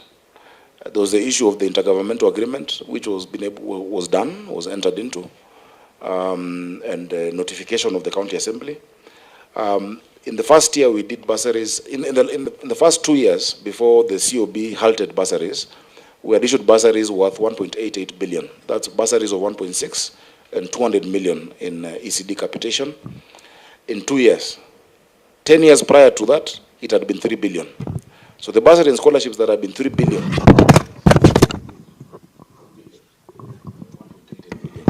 it has huge impact. It is 119,000 children who get the bursaries. It is 5,300 on a scholarship, where from Form 1 to Form 4, your fee is covered. It's a social intervention. I wish schools were completely free, but we see the pain and the challenge that parents in Nairobi are going through. We cannot ignore. Thank you, Chair. I was wondering why it is not indicated as one of your target areas in the CIDP. We don't have You have not given us... That should be an error because that is a summary, or an extracted summary. We'll give you the full CIDP document. It does have bursaries, it has the health facilities and health centers. Chair, on the issue of summit, Senator has asked, why don't we discuss these things in the summit? Chair, the case we are making, and maybe I should just do a summarized paper as my submission to the Senate on what would sort out the city. We have made it repeatedly in the summit. We've raised the issue of the park. We've raised the issue. In fact, the IGTRC did a gazette notice on museums and all other devolved services. The issue of the roads we've discussed, but sometimes it's political pressure from members of parliament who want to hang on to roads funds. Yet they really should do oversight and representation and legislation. That was a point that was held strongly in as unpopular as it could have been. Because, and I'll give you an example. I don't want to point out any member of parliament of mine, but let me use a place that has many constituencies. If you look at Jogoo Road traverses many constituencies. If you give money to the MPs, no MP will put money on Jogoo Road. They'll put money in the informal settlements. Or if you look at Agwins Kovek, that cuts through, they'll put money in Kawangware or in Kangemi or in Madare. But these huge arteries that require real support and resources will be completely ignored, So that is why the county is the best level of government to undertake this development, and we really need to move that point. Imagine if we got that 7B of roadwork every year directly to the county. Instead of 70%, actually 80% of the road funds going to national government, it should be the other way around. So yes, we'll keep making that case. Senator Onyonka, is not about friendship. It's about systems and structures and the law, The court ruled very well that there are only two categories. They got an injunction. I don't know how they got 1 year, just for us to wait. So this year I've been given 120 million on RMLF, 120 million. So what I've said is, instead of doing roads without 120 million, I'm doing walkways only. For the 120, we'll do walkways because of, the non-motorized transport. And we're doing walkways throughout the CBD. If you go to the CBD, you will see a lot of improvement of these walkways. And now we're adding more avenue. We're doing, because 120 million, you'll do 2, 3 roads. That we're funding through our budget, our general budget, and what we agreed on with Kuram. The issue of trams and Senator Onyonka, it is this, I wish and devolution is growing, but once a function is given, we should be able to let it be supported. If counties cannot get external arrangements, I'll give you an example of the BRT. From 2022 December, when the European Investment Bank came to see me, and the AFD, they said they have 300 million euros, the AFD had 74 million euros to finance our BRT Line 3, from Dandora all the way to Kajiado County. It took me 2 years, because you have to get national government cabinet approval. The national government cabinet approval came out in December of 2024. It has come out in December of 2024. To date, there is no financing request that has been made for that money. It's the same as water, We got financing. Remember, and I've told you many times, Nairobi needs 900 million liters. We're at 525 million liters. We've added 140. Yeah. To solve the 250, we need to do Maragua 4 and Northern Collector 2. I've gotten a financing partner willing to put in more than $100 million for Maragua 4, Northern Collector 2. It has to come through Treasury. I think it's something beyond just Nairobi. We need to see how either the guarantees or bilaterals between lending institutions and counties can actually be made faster. The tram discussion, I can't have it without the national government, because tram, rail is not devolved if you look at the constitution. However, there was an entity set up by legal notice, called Namata. The former minister really revived it, Kipchumba Murkomen, because the chair is the minister, the vice chair is the governor of Nairobi, and you have the chairs of these other counties that was looking at BRT and rail. And then when it dies down, you have no control. So what I'm saying is, just as that law said, classification of roads, national county, if you devolve, give us that mandate, give us that authority to get these funds, because for us it might be a priority, but you see now when the cabinet sits, they might say, no, this is now no longer a priority to us at the national level, but the traffic jams are a priority to me as the governor of Nairobi. But to sort it, I need that. You know, so there's that impasse. And let's put our heads together. You know, I want us to co-create the solution, because that is why the Senate exists. Chair, let me leave it at that so that we can move on to the other questions.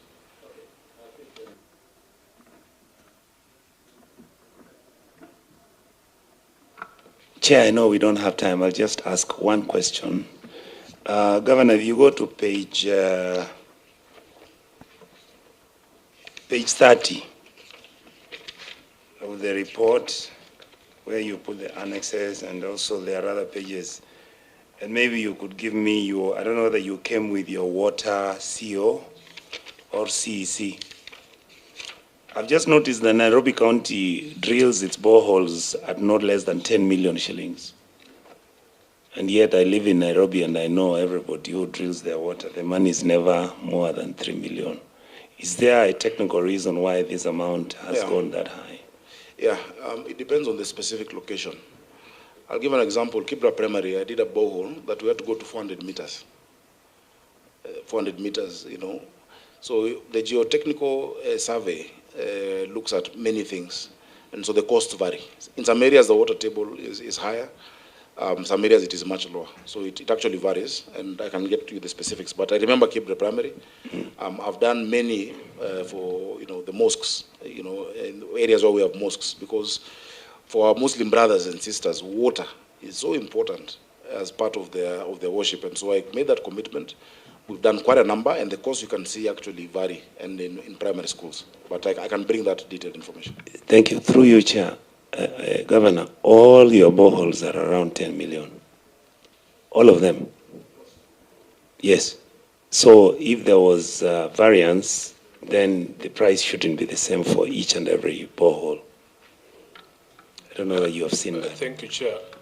In fact, Senator Onyonka, if there are differences in the depth of borehole that has been sunk, then we should not see that uniform figure for all of them.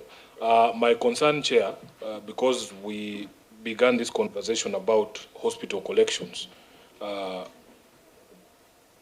Senator, we did almost 1.3 billion in hospital collections in the last financial year. And Chair, we as the residents of Nairobi were very concerned when we saw a directive by this administration to take all hospital collections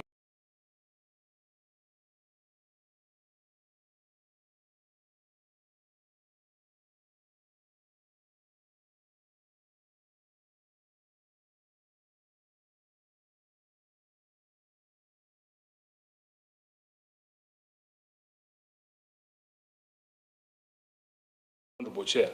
If you look at the asset base of Nairobi and compare it to the asset base of CDN Bank, which is only at less than 70 billion shillings, Governor, we want an explanation as to the thinking in your government, why you would move from a bank with history like KCB or Cooperative Bank and take this money to CDN Bank, because you will become the largest single depositor in this bank from our...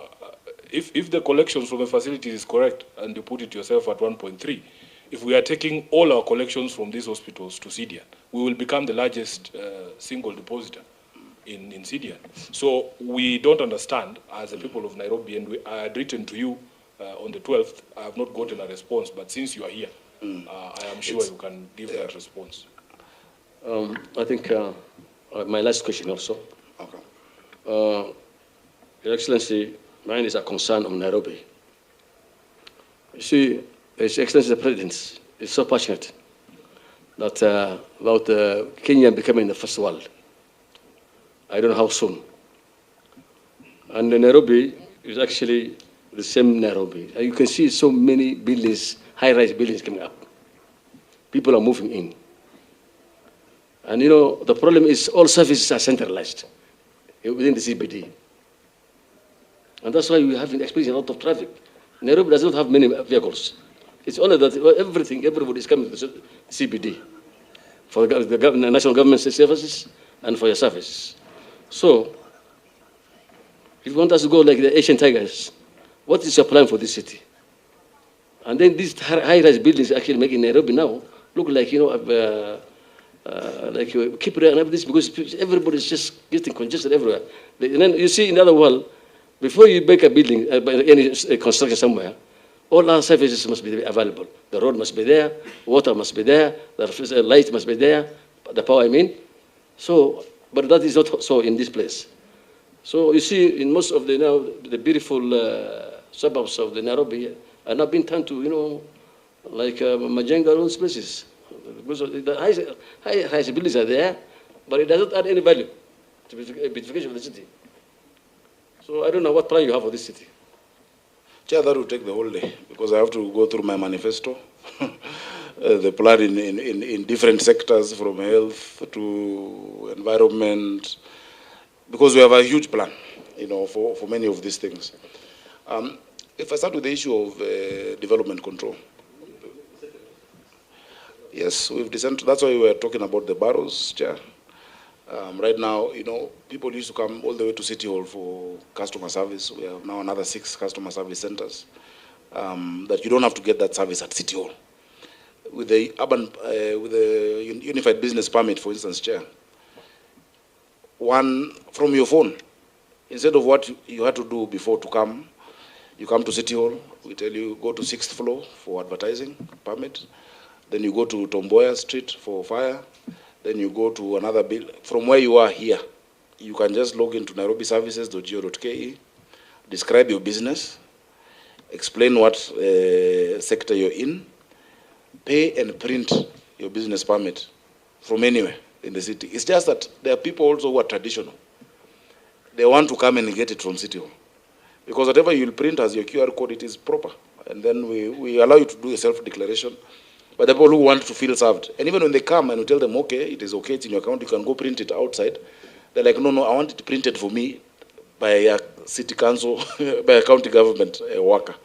So we must decentralize our city. Nairobi is a growing city at more than 5% annually. The demands are big.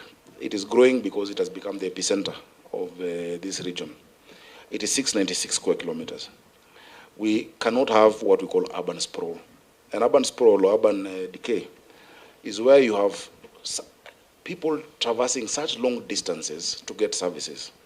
And so you have somebody living at the edge of the city, let's say in Kamulu or in Ruai, whose child is going to Makini School in Kilimani, and the person works in Westlands, That's why you have a lot of these issues of congestion, of traffic, etc. And so what you want to create is, in terms of urban planning, is sub-centers that actually all services are there.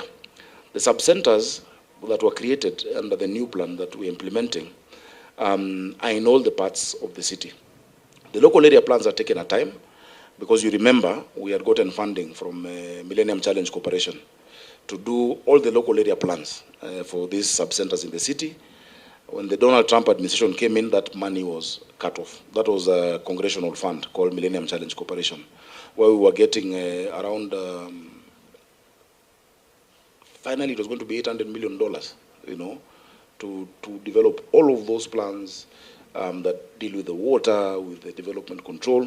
Because you remember, Chair, the last physical development plan for the city, the actual full plan was 1978. 2004 was just development control regulations. It was obsolete. And so what new plan did was to set up the foundation to do all those plans. Now the courts have ruled that we have a year to finalize because the Raptor residents and the Parklands residents had gone to court because they didn't want, the buildings coming up. A lot of the issue is nostalgia, that we used to live in half an acre in Kileleshwa, now a flat is coming up. It is inevitable. The flats will come up.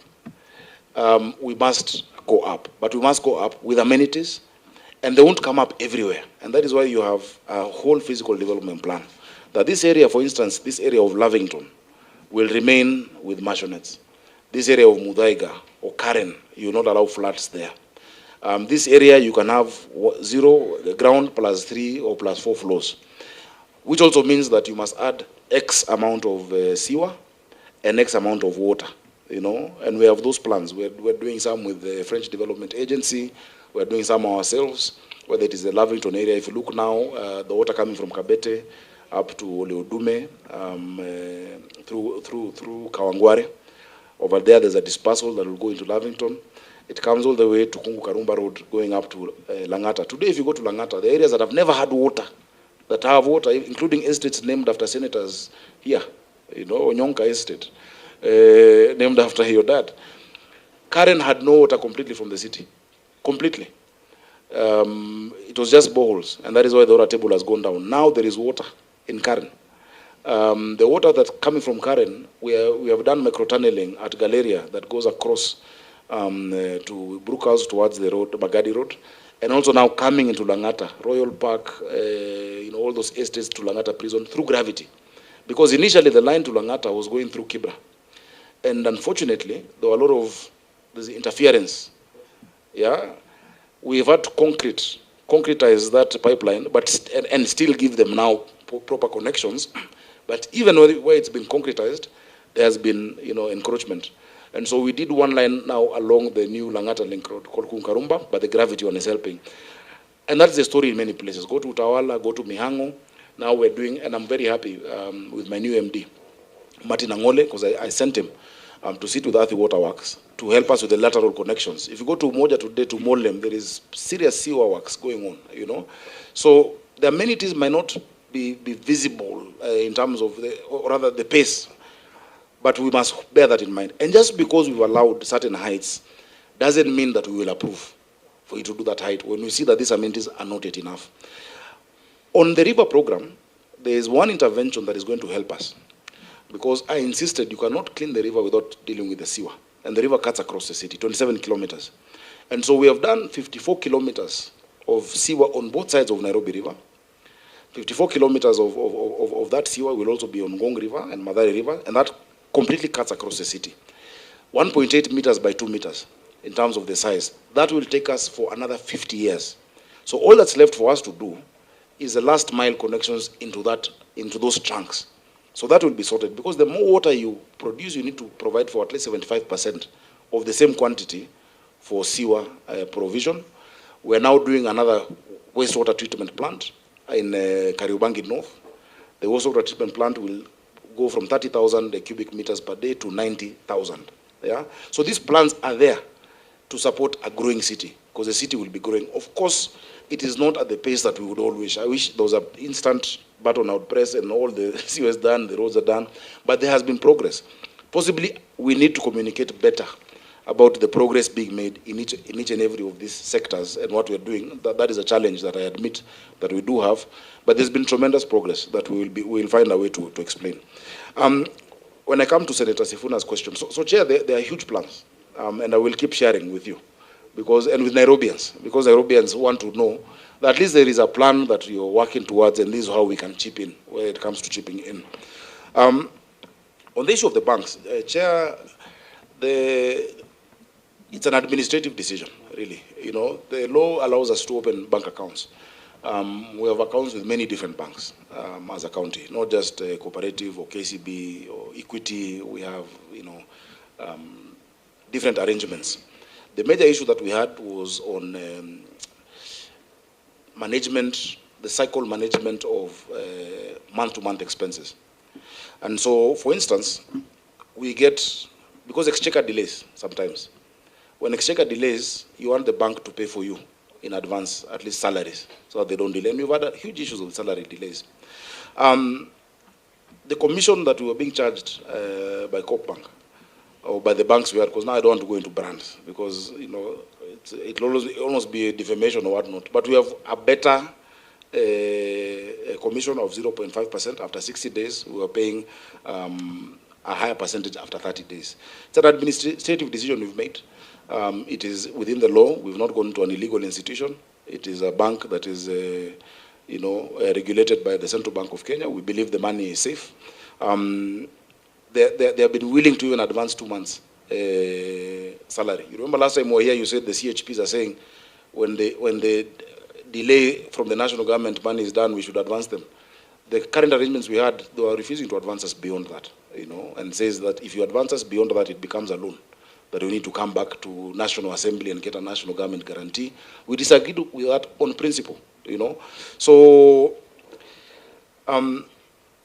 deposits for hospitals, I'm just seeing what the CC has written, do not sit in a bank. They go in and out, you know. To be withdrawn and used as FIF. We have no processing fee for salaries at CDN. That's what they have given us as a deal. So it's a better deal for the county. It is a better deal on all of those accounts, and it's an administrative decision, it's a legal decision that we stick by. In fact, not just hospitals. We are moving everything there. Not just the ones you saw, including revenue.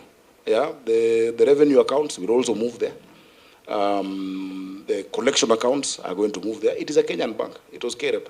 And so we must be proud. The ones you're saying at level, at tier one, at one point we're also at a lower level. Let's build our bank. So it's an administrative decision that we can stand by. Through you, Chair, could I please ask a subsequent question to the Governor? Your Excellency, the reason why this question is relevant is because you've actually not answered it. What Sifuna said, we have about 34 commercial banks in Kenya. If I was to ask you today to give me a proposal, an offer which was given by CDN Bank, Citibank, Kenya Commercial Bank, and all these other banks. And the reason for that is that CDN Bank is known to be a bank owned by individuals who are Kenyans who owned it just recently. And all these individuals are actually in government. That your decision, Governor, just let me ask you. This is what Nairobians are talking about. No, let me ask you. Don't be defensive. Thank you. What I'm asking, it said that this bank is owned by some people in government, and the decision you took, the owners of Syrian. Okay. You want me to give you the C12? You see, he's telling me where watch. No, produce the CR12. Yeah, so let me ask my question. I don't know how all these guys are being defensive. All the members, I think... members, let me ask my question. This is the question. Are you sure that if we were to consider what other commercial banks are offering, that CDN would actually be offering this purely on a business basis and not because of the connections of the owners? That's really the point. And I'm not accusatory. I'm just trying to ask if the evidence... Can I answer? Yes. Okay. They have given us the best deal, and it's an administrative decision. We have looked at all these other banks. We invited them. We've looked at different commercial banks. Let me not name. No one is charging us no processing fee as a percentage. No one is giving us that rate. In fact, one of our entities did even go to the level of tendering. And the level of interest being offered is the best. So it's an administrative decision. And banks, of course, like any institution, can have owners. Yeah, CDN has owners, KCB has shareholders, NCBA Bank has owners. I don't see people asking about it when counties open accounts there. All of these things have, have shareholders. But if there's a specific shareholder in government, please produce that evidence to us, Chair. Chair, can I have a supplementary question? Mine is different because this is it's on the same. On the banks. Yeah. Yeah, I'm not pursuing be brief, the details of the people, and but don't I'm go pursuing. too personal. No, I'm not going to any names because I agree with the governor that anybody can own anything in this country. The question I had is because he was the chair of this committee. And if I remember, he talked very strongly against very many accounts held by governors when he was chairing this committee. What do you feel is the maximum number of accounts or minimum number? Can we have a minimum or a maximum number of accounts held by county governments? Yes. Now that you are there, I'm taking advantage of the fact that you are the one who brought it to Senate. Chair, at that time... Chair, before he answers that question. Yeah, because Chair... Chair, can we take all the questions first? Let me just answer that one. Yes. Because, Chair... You see, the question by Senator Kamar is not a bad question, but it is deviating from the concern of the people of Nairobi. Chair, when we have our governor here, allow the people of Nairobi to get answers before we get broad policy conversations about how many bank accounts a county needs. Let us finish with the question that is on the table. On why we have picked this small bank over the big banks. Chair, I personally would want to see that correspondence from these various entities that, in fact, we got a better deal from CDF. Okay, we'll give you Governor, that. when you sit in that office, we know you have powers to make administrative decisions, Yes. but you have a responsibility to explain yourselves. We are not dumb people. We will understand. So let us just get a proper explanation. Let him answer. Chair, before he answers that question. I'll give you the opportunity. Chair, So answer that Chair, first. before he answers that question, please. You see, the governor talked about benefits. Let him tell us also the risk involved going to smaller banks. Okay. Yes. You have definitely. we are already on time, but I'll give you 5 more minutes. Chair, you know what Senator Spooner is asking? Provide us with documents. No, okay, I'm here. I understand you very well. Yes. We'll ask. I'll give that as a final thing. Chair, first of all, that was not a question in the committee, but we're happy to answer it because of transparency. It's a Kenyan institution. I don't think any bank should be discriminated against. The procedures were followed. The PFM talks about how accounts are opened by counties. That was followed. I don't think anyone has a greater right, or any institution has a greater right. There is no law that says bank with equity or with co-op or with cooperative. So long as you've looked at the risk involved and the deal, a better deal to the county in terms of processing, salary etc., we're confident about that, and it's a decision that we've made. Chair, the number of banks that a county can open, you're the ones who have legislated on it. You have said, number one, for instance, for every health facility, open an account. So if you have 300 hospitals, you'll have 300 accounts.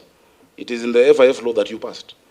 You've said if I have 500 hospitals, there'll be 500 of those accounts. Every facility will require to have an account.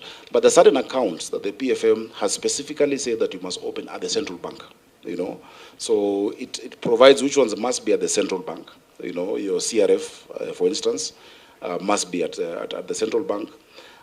Certain donor projects, have their own regulations of where you bank, and they say we want you to bank with this type of a bank. For instance, RMLF, you must open an account at the central bank, and so it is all within the law. It is all within the law. So that's why I'm saying the Senate should be clear. When colleagues, and I'm not one of those who've been vilified about the number of accounts, because you see it in the paper that Governor X has opened 200, 300 bank accounts, and you assume they're his accounts, yet they're for facilities, and you've passed it. You've said for every hospital, have its own account. You're the ones who said it. So you should also be able to explain. And I think the Auditor General and COB need to see eye to eye on that point. So Chair, I think that's what I've answered. If you need any more supplementary documentation, we're very happy to provide, because we've done everything above board and properly. And if it comes as a question through the Senate, we'll be able to provide all of those answers. Chair, the only reason we brought this issue up, as I told you, Governor, I had already written to your office. I have not gotten any response. And when we meet, I would want always to insist that our discussions are formal so that everybody can see the conversations that are going on. It is a concern. You move from a bank that has an asset base of 1.9 trillion, for instance, with customer deposits of 1.4 trillion. You would think that there would be safety in those numbers. And then you go and put it, our money. This money belongs to the people of Nairobi, to some entity that is doing less than even our total asset base as a county. If we were a bank, Governor, what is the total asset base for our city? It's in the trillions of shillings, So it doesn't make sense. It's an administrative decision, yes, but we would want to see that conversation. I really doubt that a bank that has a customer base or deposit base of trillions of shillings would not be able to extend those facilities. Oh, they completely refused. Completely. Okay. That's what we're saying. They completely refused. I think we just need the evidence. We'll show you. That is all we are saying. Yeah. Chair, I'm worried that a number of our questions have taken us off the questions on the list, to the extent that we have not reached 50%. I would suggest that we go through so that we don't reinvite on the very questions. If we have to finish in an hour, we allow the governor to go through what we asked him, then we get our comments, then we finish, because we are at item 5 of CIDP, and we still have another more than, we are not 50%. So if we can allow him to go through all the remaining, then we can make comments. I thought you have done almost everything. We have, Chair. And in fact, that question arose out of a conversation we had here about the collections from the hospitals. So all we are saying is that we should see the evidence. I doubt anybody sitting on that side banks with Zidian. I'll be very shocked. Chair, let's not personalize this question. I'm just saying. You know, I don't know what the Senator has. Can I just say? It's not fair for the Senator of Nairobi to take over the committee. Please. Please allow us to go through our program the way. Maybe this is not about Elgeyo Marakwet. This is about Nairobi. When your governor is here, you will take over the committee. We also live here. We also live in Nairobi. She's not from So you are not answerable to the She's not from Elgeyo Marakwet. Who do you answer? We cannot You don't answer to the we people cannot of allow Order, the please. Senator of Nairobi to divert us from our I agenda. understand you. So as a committee chair, can you guide us and we finish our agenda? Chair, I don't think anybody in this committee should be a gatekeeper for anybody. Correct. We are here to get the facts, and the facts will set us free. I know for a fact Kamar doesn't bank with Zidia. I I know you don't bank with Zidia. I don't. You can't But put what public I'm money in saying places where you can't put your own private why are money. we insisting on number 5? We still have questions that have not been answered. No. Wait, hold on. Allow us to finish. Okay, order first. Switch off your mic first, Professor. Please, with all due respect. Well, Professor, please switch off your let's have some normalities. What is the issue? The issue is we're almost done. The only thing I'm seeing is this business to do with the Dish County School Feeding Program. Exactly. That's what you're asking. Can you ask your questions just so fast? Because now our time is over. Please do that. And our colleagues have worked out. There's no problem. Proceed. Are we asking questions before he presents them? He has given his presentation. I think he has finished, isn't it? Yeah, I think. Okay. Just ask him he has done his presentation, all of them. Or should I go back to the... Oh, no. Chair, if you have I think he did talk about those things. Chair, by the way, just for for the record, I think characterizing institutions is not a fair thing. No, that's not our business. Yeah, it is not calling for goes on that. We shouldn't. All banks are regulated by the central bank. We have not taken money to a Shylock or to a Matlas. But if there's any restriction of risks that Chair, many banks have gone under. Even the governor knows. Many banks have gone under. So it's okay. So do you know the ones which are about to go under? Don't maybe the governor. Our list of banks that are about to go under. Maybe the fear of the members is that maybe that bank is not credible, and if any time if it was not, it would be deregistered by the CBK. So you're not the regulator. That we'll talk about it another day. Yeah. So can you proceed on two questions? The the business of addition with the county school feeding and disaster management. That's all. Is that all thing remaining now? Okay. Please just be a bit. Just give us a brief. The answer is a bit long. We've annexed Annex 8. Gives a report. I've already answered it. Yeah? Okay. Annex 8. It provides the source of the funding, the start date and the amount of funds spent. I'll just give you a summary, Chair. Please give us a summary. Chair, as part of our priorities, we realize that too many children in Nairobi are out of school, or out of school because of hunger, urban hunger. And so in the last few years, 2 years, we've been able to construct 17 kitchens. We have a program that feeds 316,000 children every day at 5 shillings. We have now surpassed 60 million meals. Consistently every day, school enrollment has gone up by a huge percent. And attendance and performance has gone up. Chair, the specific question was on what we have been able to spend on the program. I'll have my chief officer open it, the annex. And I think there was a question on the construction of the kitchens, which were all done. In fact, I would really love this committee to come and see those. There's even one very close by from here. Where's Annex 8?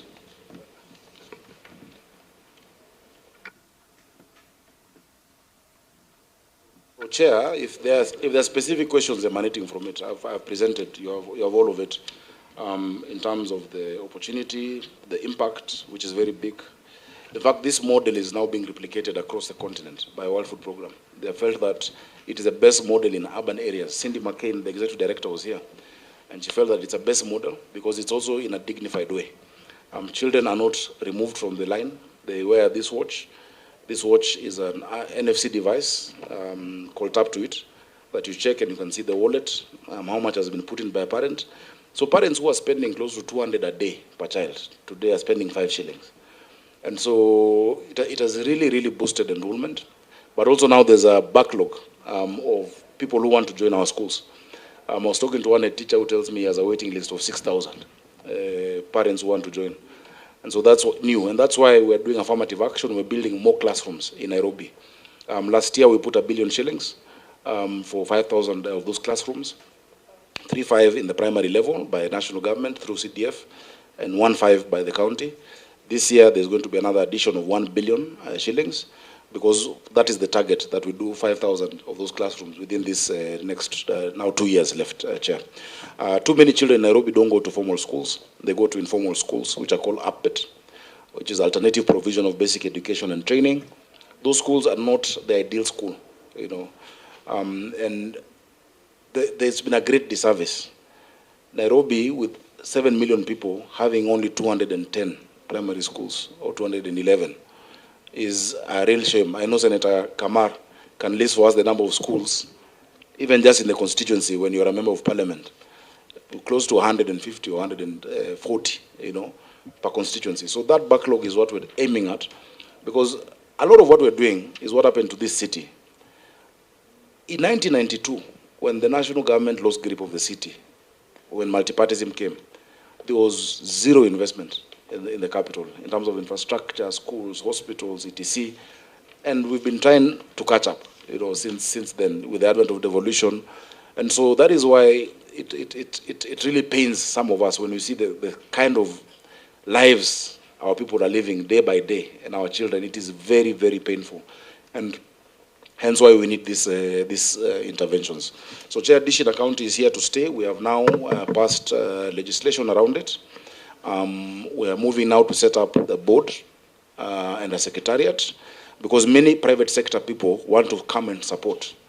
And so now with the secretariat and the board that includes people from the private sector, you'll be able, as a Nairobian or as a Kenyan, to say that I'm coming to support a child for a month, or I'm adopting a child for 2 months. You send them pesa, and that goes and is audited and is for that specific school or child that you've been able to support.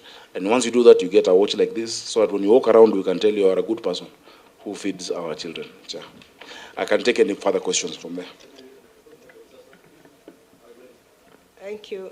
Can I? Thank you. May I now then ask the question from where you talked of the sponsors? Yes. Because in the report that we received, we wanted to know exactly how much each parent pays.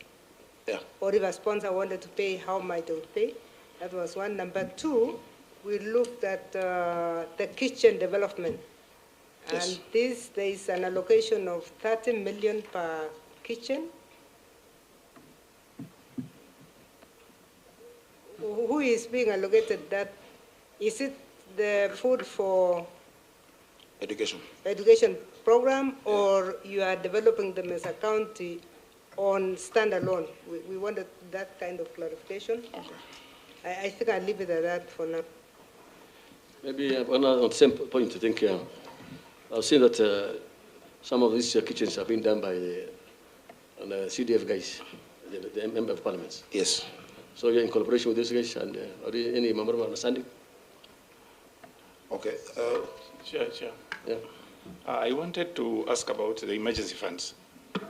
The governor has set aside 1% under emergency funds, 1% of his overall budget.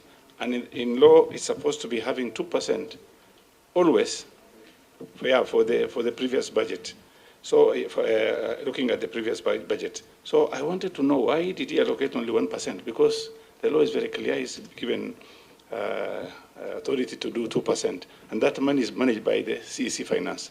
So what happened? He has only 1%, because we have a lot of emergencies in Nairobi, you know. So what is the reason behind having 1% only? Chair, very quickly on the emergency fund, there is what you put in as a fund, but there's what is actually spent through the sector. The sector has a budget that is a running budget that we procure, whether it is disaster relief materials, foodstuffs, iron sheets, because a lot of fires. In Nairobi, you have a fire every day. There are fires. And so there's already a running budget within the sector that we can break down. The chief officer is here. The emergency fund really is just to allow you quick access in case of an immediate emergency. You don't have to go through the whole process of the COB, etc. But we've seen there's no need to put so much money just to sit in that fund, while there's no emergency that will cost us that 1% at a go. So there's no day you need to draw that entire amount. And so you can keep replenishing it. Yes, the law allows 2% is really a recommendation, but it is difficult to allocate that and double that amount just to sit in a fund. Yet the sector has needs. The firefighters have salaries. You need to give them PPEs. You need to invest in equipment, etc. So there's a running sector, budget on development and recurrent expenditure, including training, early warning systems. And if we have time, I'll give you a whole presentation on that sector. Chair, on the issue of the Dishi, County, each parent pays 5 shillings only, 5 shillings per day, per meal.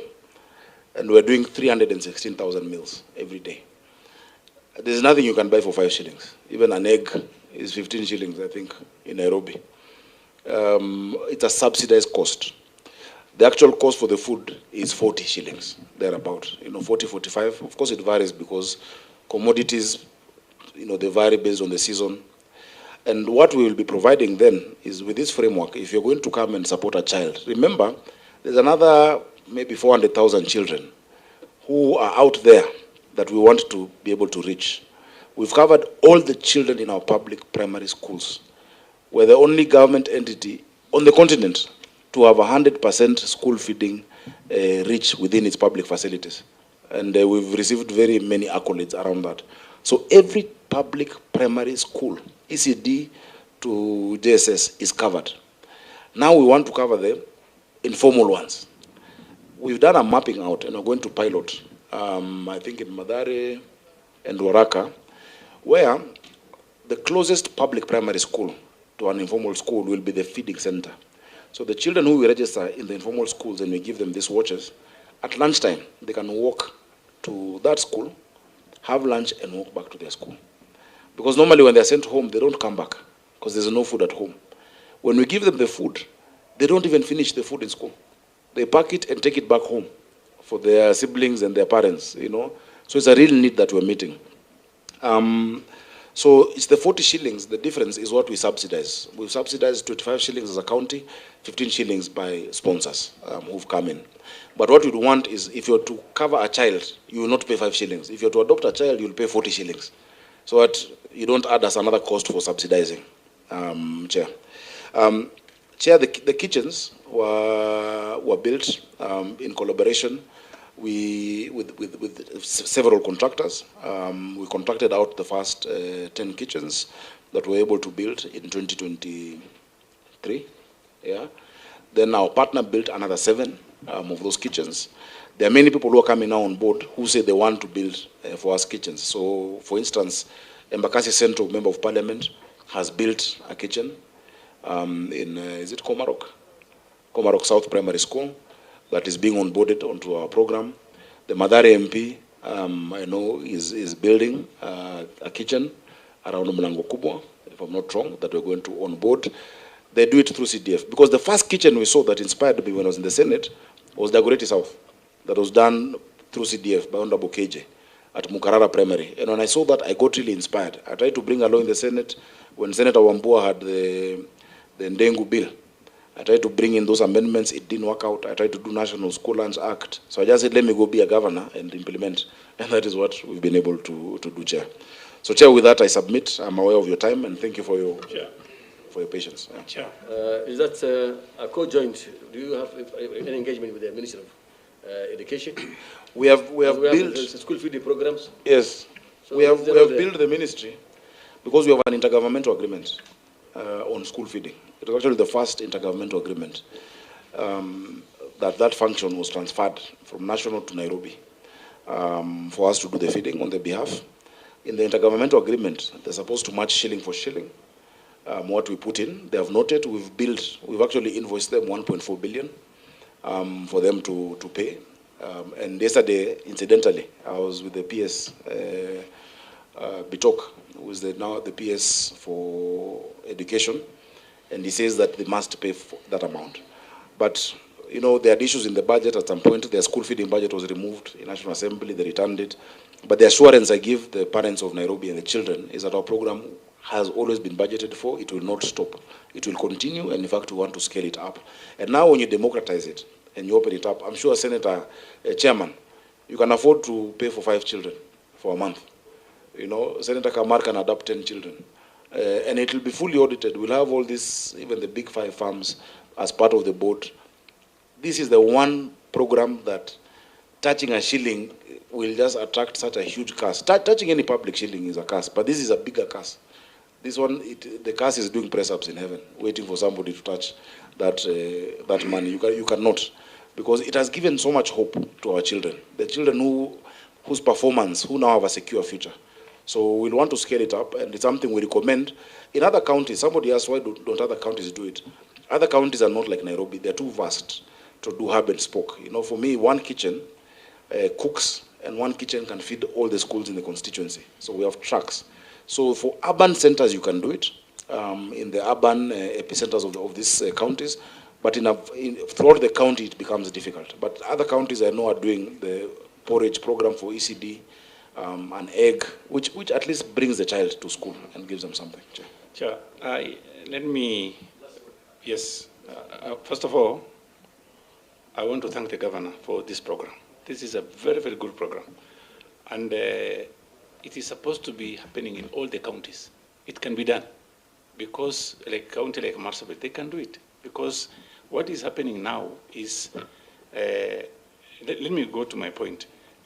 In your response, you've said you've done 10 and 7, you've already signed an MOU, but now you've said that you've completed the other 7 also.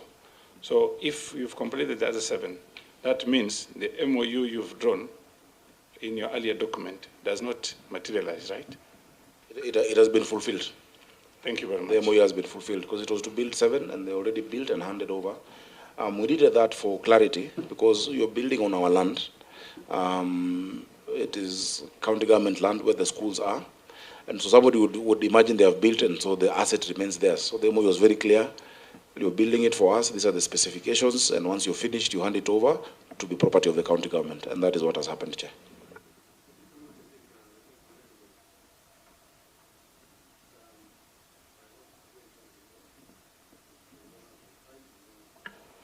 You're a busy man, and today you had a guest with you, a visitor. So on behalf of the committee, I want to say thank you for your time, and we look forward to work with you again. And as you rightly said, I think you need also to engage the Senate, so at least we can be able to help the counties where you think you're not moving fast. We can go, this institution, this committee, it's a committee for devolution and intergovernmental relations. So in case of anything like intergovernmental relations, we can be able to at least help the county. So I think if there are no many other burning questions, on behalf of the committee, I want to thank you again. Chair, maybe just for the record. Yes, sir. If possible, so that we don't do the right thing, we don't do the wrong thing. Yeah. Whatever additional information was required, yes, if we can just get a letter to specify, so that they specifically respond. Yeah, if we can also make a visit of you. No, we will. That is actually our next target. Yes. We have a plan for visiting your projects because, as you rightly said or wrongly said, there are no installed projects. So we want to verify those projects, some of them. So with these few remarks, I want to thank you again, members of the Senate, and thank you for having your time. So we will go. So there have been no other business. We adjourn the meeting. Thank you so much. Thank you, sir.